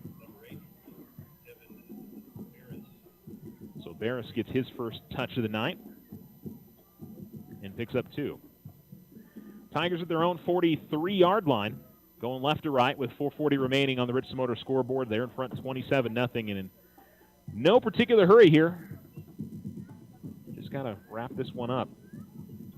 Been trying to effort a score for you guys from the Tularosa Mescalero Apache game, but I have not seen anything yet, so I'm trying to let you guys know. Here's the snap, and I think the Tigers never got going correctly there. Yeah, not sure if the Tule Mescalero game is even over yet. Let's see if we've got any other updates from NMOT Sports. Let's see what that Sandia-Cibola game is. Cibola is up 6-2. Cibola hasn't won a game this year. They're 0-9. That is wild. Third quarter with 8:58 remaining. Wow. I mean, Sandia, I think, is in plenty good spot there. They should be a postseason team, but that's probably not the way that they want to be going into the postseason. One receiver to the top, one to the bottom. Good on Cibola for fighting hard, though. I'll give them some credit. Same boat as Oregon Mountain here at 0-9. Comes a handoff. Barris is going to get it, and Barris trying to get away from the first defender, but fights hard for maybe a yard on the play. Tigers face a 3rd and 12. And Alamo, I'm sure, will be happy to just run the ball again, punt it away, and let Oregon Mountain come back out on offense if need be. Or maybe we'll see they'll go to the air here. Who knows? They've got Martin and like Bryant split out here to the near side. I think that'll leave Gonzalez or Warren up to the top side. Looks like it's Gonzalez. We'll see the Tigers go to the air here on 3rd and long. Or if they keep it on the ground. Yeah, we'll keep it on the ground, come in the near side. And it's a pretty nice move. Slipping inside a tackle was, I think, Nathaniel Best. Yeah. He'll get the carry this time, pick up the gain of 4. Second carry of the night for 9 yards. And it'll be 4th and 8. Tigers going to keep the offense on the field, really? Kind of surprised they're not going to punt it. But maybe don't want anything. A lot can happen in a punt. Oh, Oregon Mountain. Boy, again, it looked like they jumped off. And Alamo doesn't get that call. So maybe the Tigers are just looking to draw Oregon Mountain offside. Yeah, Tigers are going to let it. I think they called timeout with 2:12 remaining. And so they'll go ahead and punt it. I saw that the punt unit was kind of gathered around the sideline, so I think that was the point. But looked like the head bobbed into the neutral zone. I don't know. I'm way up here, though, so.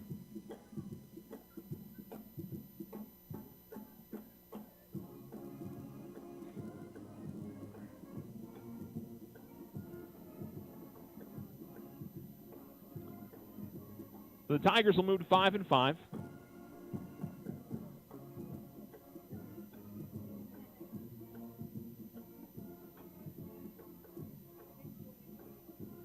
And we'll hope for a Clovis loss and an Etrusko Heritage loss over the weekend. And the way the criteria points are matching up, they should get in ahead of either West Mesa or El Dorado. At least it would seem to be the case. But we'll obviously keep an eye on that. Brackets come out Sunday morning at 7:30.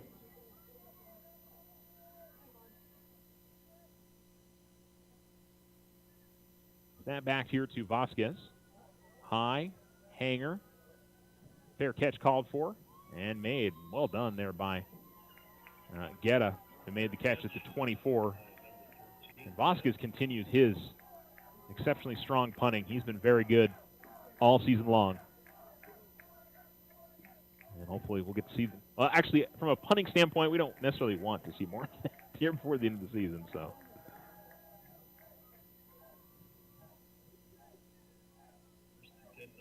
So it'll be 1st and 10 for Oregon Mountain at their own 25. 2:03 remaining. And Oregon Mountain will try to finish off their season with something positive. Parnell at quarterback. We had Tarango, the starter, ejected earlier in this game. And here's a handoff. And going straight up the middle is Guetta. He takes that to the 29-yard line.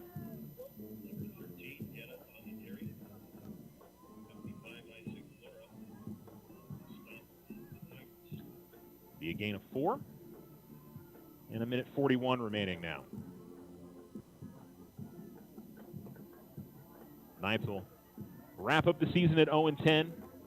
Never want to have that, but hopefully they're building on something. Coach Cisco said their freshman team has got some really good players on it. Here's a handoff. Guetta's not quitting yet. He gets an open hole and fights his way across the 40 and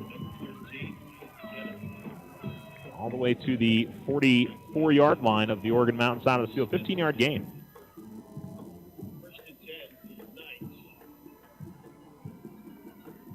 And they obviously have to hurry. Both teams, actually the Oregon Mountain has all 3 timeouts, but they're not using any. Well, the Alamogordo cheerleaders made the trip over here. That's always good to see. See them carrying the Alamo flags on the far side. Here's a snap, and keeping it is Parnell. And he will maybe get back to the line of scrimmage, but not much more.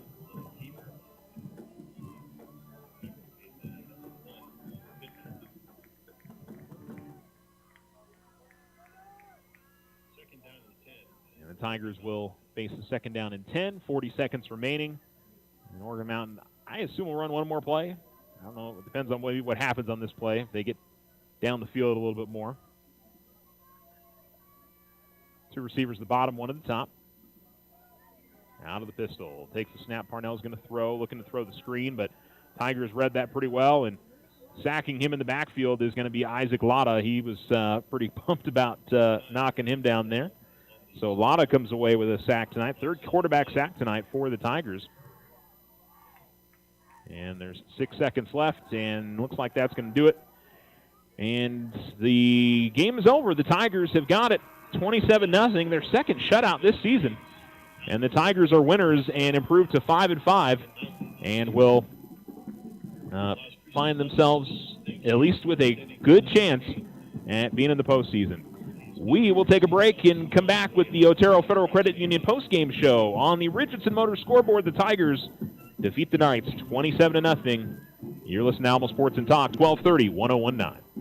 Tularosa Communication is now offering the smart Wi-Fi with built-in network security and enhanced parental controls. Do you have kids at home that you want to protect from overexposure on the internet? Block content, set internet time limits, or app and website restrictions for each family member in the house. Get notified when you have a network intrusion and reroute bandwidth to devices that matter the most, all from an app on your phone. Take control of your internet with Tularosa Communications. Visit tularosa.net or call 585-2700 for more information. It's never too early to win letter jackets for Christmas. The Winter Circle offers a variety of letter jackets in traditional styles for your students in Alamogordo, Cloudcroft, Tularosa, and Mescalero. Stop by today and help make your high schoolers' last years memorable. Lay away your letter jacket now. The Winter Circle, outfitting champions for over 50 years. 1201 East 10th Street. Open Monday through Friday. Go Tigers! See you at the games! This is a great town. Shop in it. When you shop locally, everyone benefits. You get friendly hometown service, and you help our local economy at the same time. Local merchants pay taxes from the revenue generated by local shopping. These taxes are used to help our community grow. Loco Credit Union, Otero County's credit union. Federally insured by NCUA. 84 Lumber is a name and a company you can trust as your hometown building partner, providing the quality you expect and the service you deserve. Visit the Alamogordo location at 3401 North White Sands Boulevard or 84lumber.com to get started on your next home project. Custom work is what Ochoa Stucco does best. Whether you need an estimate for your home or business, you won't find better quality work anywhere. Contact Ochoa Stucco today. Like them on Facebook, 575-442-6745. Go Tigers! When life happens, OFCU has a loan for that. Appliances, furniture, medical, repairs, vacations, consolidations, and more. OFCU's personal loans are as low as 9.99% APR. Apply online at oterofcu.org or in person today. All loans are subject to credit approval. Other issues may apply. Federally insured by NCUA. Your success is our success. We belong to you.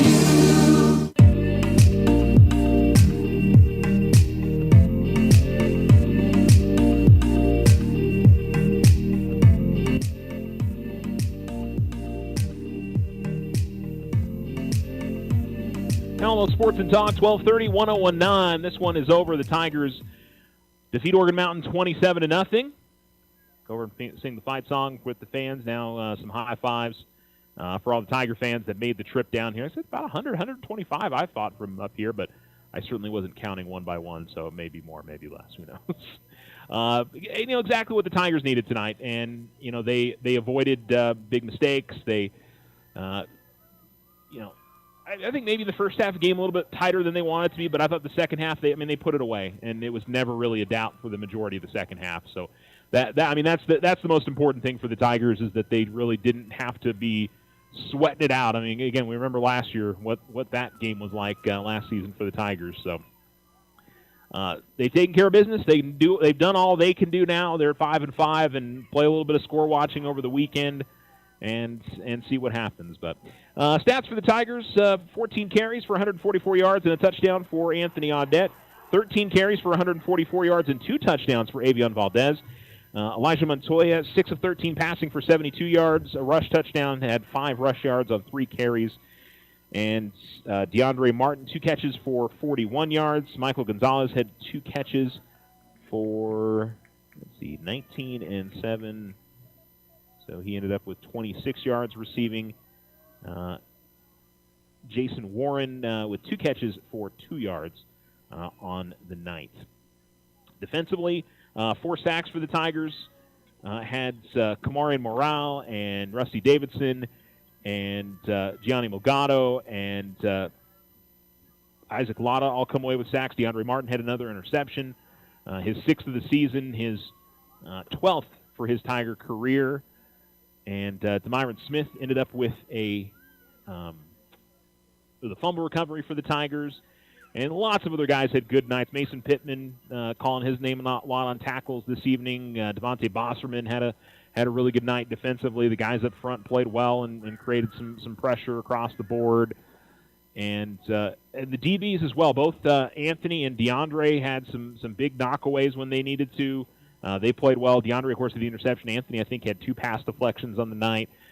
So a lot of good things from the Tigers tonight. And again, they're just hoping to get a chance to play at least one more game this season, and they certainly will have a good chance at that. They've won a lot of the games that they've needed to, and most importantly, the win over Carlsbad and tonight's win are going to help them. The 4th place finish in district, and Max Preps rankings and the overall record finish. They're going to be in a pretty good spot. It certainly would appear.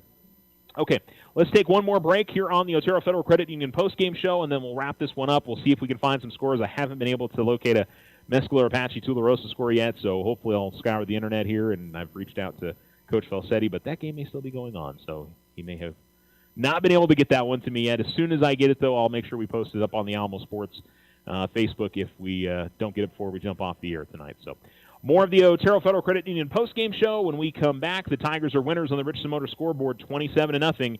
You're listening to Tiger Football postgame here on Alamo Sports and Talk, 1230, 1019. Ryan Richardson Motor Company wishes the Tigers an amazing winning season. May your efforts match your dreams. Buy, sell, or trade late model cars, trucks, and SUVs. Financing available. Stop by for a test drive and score an amazing deal with Ryan Richardson Motor Company. 318 South White Sands Boulevard or online at ryanrichardson.company.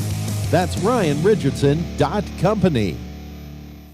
Big O Tires has the best deals on tires, brakes, oil changes, and more. Now through October 1st, get $50 to $100 instant savings on 4 select in-stock Next International tires. Big O Tires, the team you trust. 84 Lumber is a name and a company you can trust as your hometown building partner, providing the quality you expect and the service you deserve. Visit the Alamogordo location at 3401 North White Sands Boulevard or 84lumber.com to get started on your next home project. Sometimes you just need a loan. Your daughter Debbie is getting married. Your son Toby needs a new tuba. Let's face it, families cost money. Things come up that you had no way of predicting. We make personal loans for occasions like this to people who have good credit.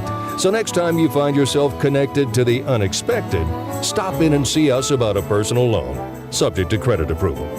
First National Bank, member FDIC. When you grow, we grow. Slow internet again? Signal constantly dropping? Don't take it out on your computer. Instead, call Tularosa Communications for internet stress relief. They have the speed and the reliability to make your internet dreams come true. If you want fast, they have faster. If you want service you can rely on, they are the most reliable. And customer service, it's all about you. Call Tularosa Communications to get connected. 585-2700. The Winter Circle has been outfitting champions for over 50 years in Otero County. Established in 1970 by our Gigi and Big John. Let's show our school spirit. Whether you're a Tiger, Wildcat, Bear, or Chief, we can make t-shirts, sweatshirts, polos, and hats. And we do custom embroidery too. The Winter Circle does it all. Custom orders available for businesses, squadrons, and organizations like hats, polos, name tags, also trophies and awards. Winter Circle, 1201 10th Street. Go Tiger! See you at the game!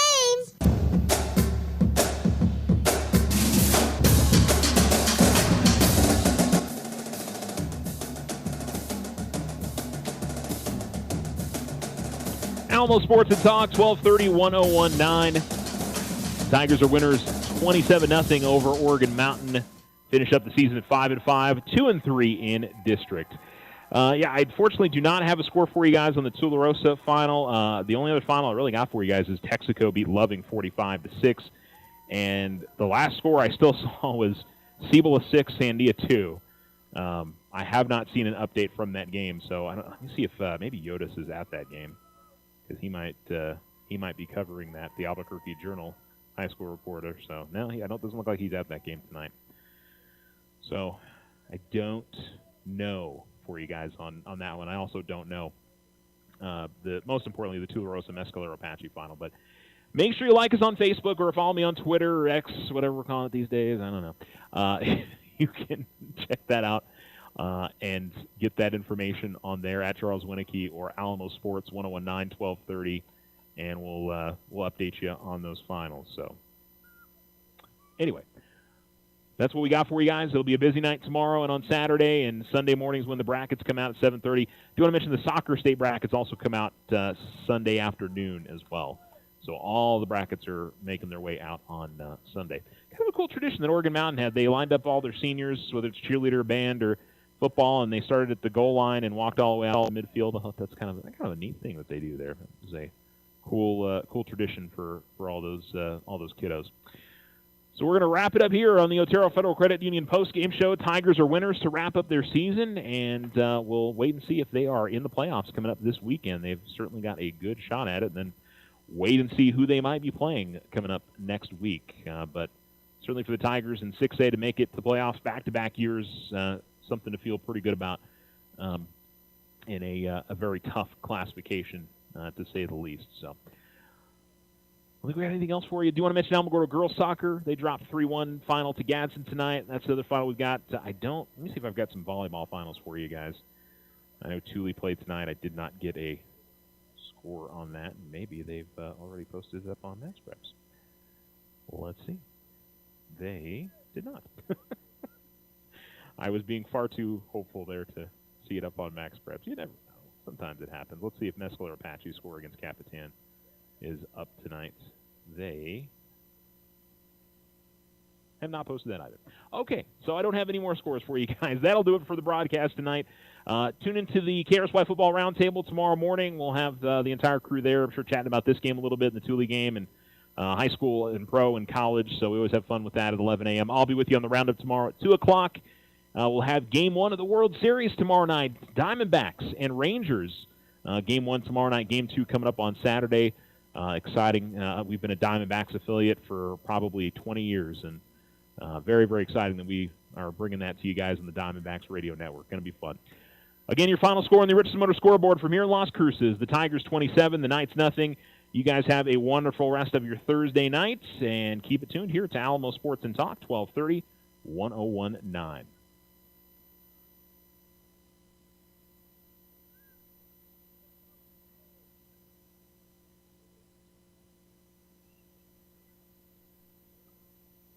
You're listening to Alamo Sports and Talk, KRSY 1230 AM and K270CS 1019 FM, Alamogordo.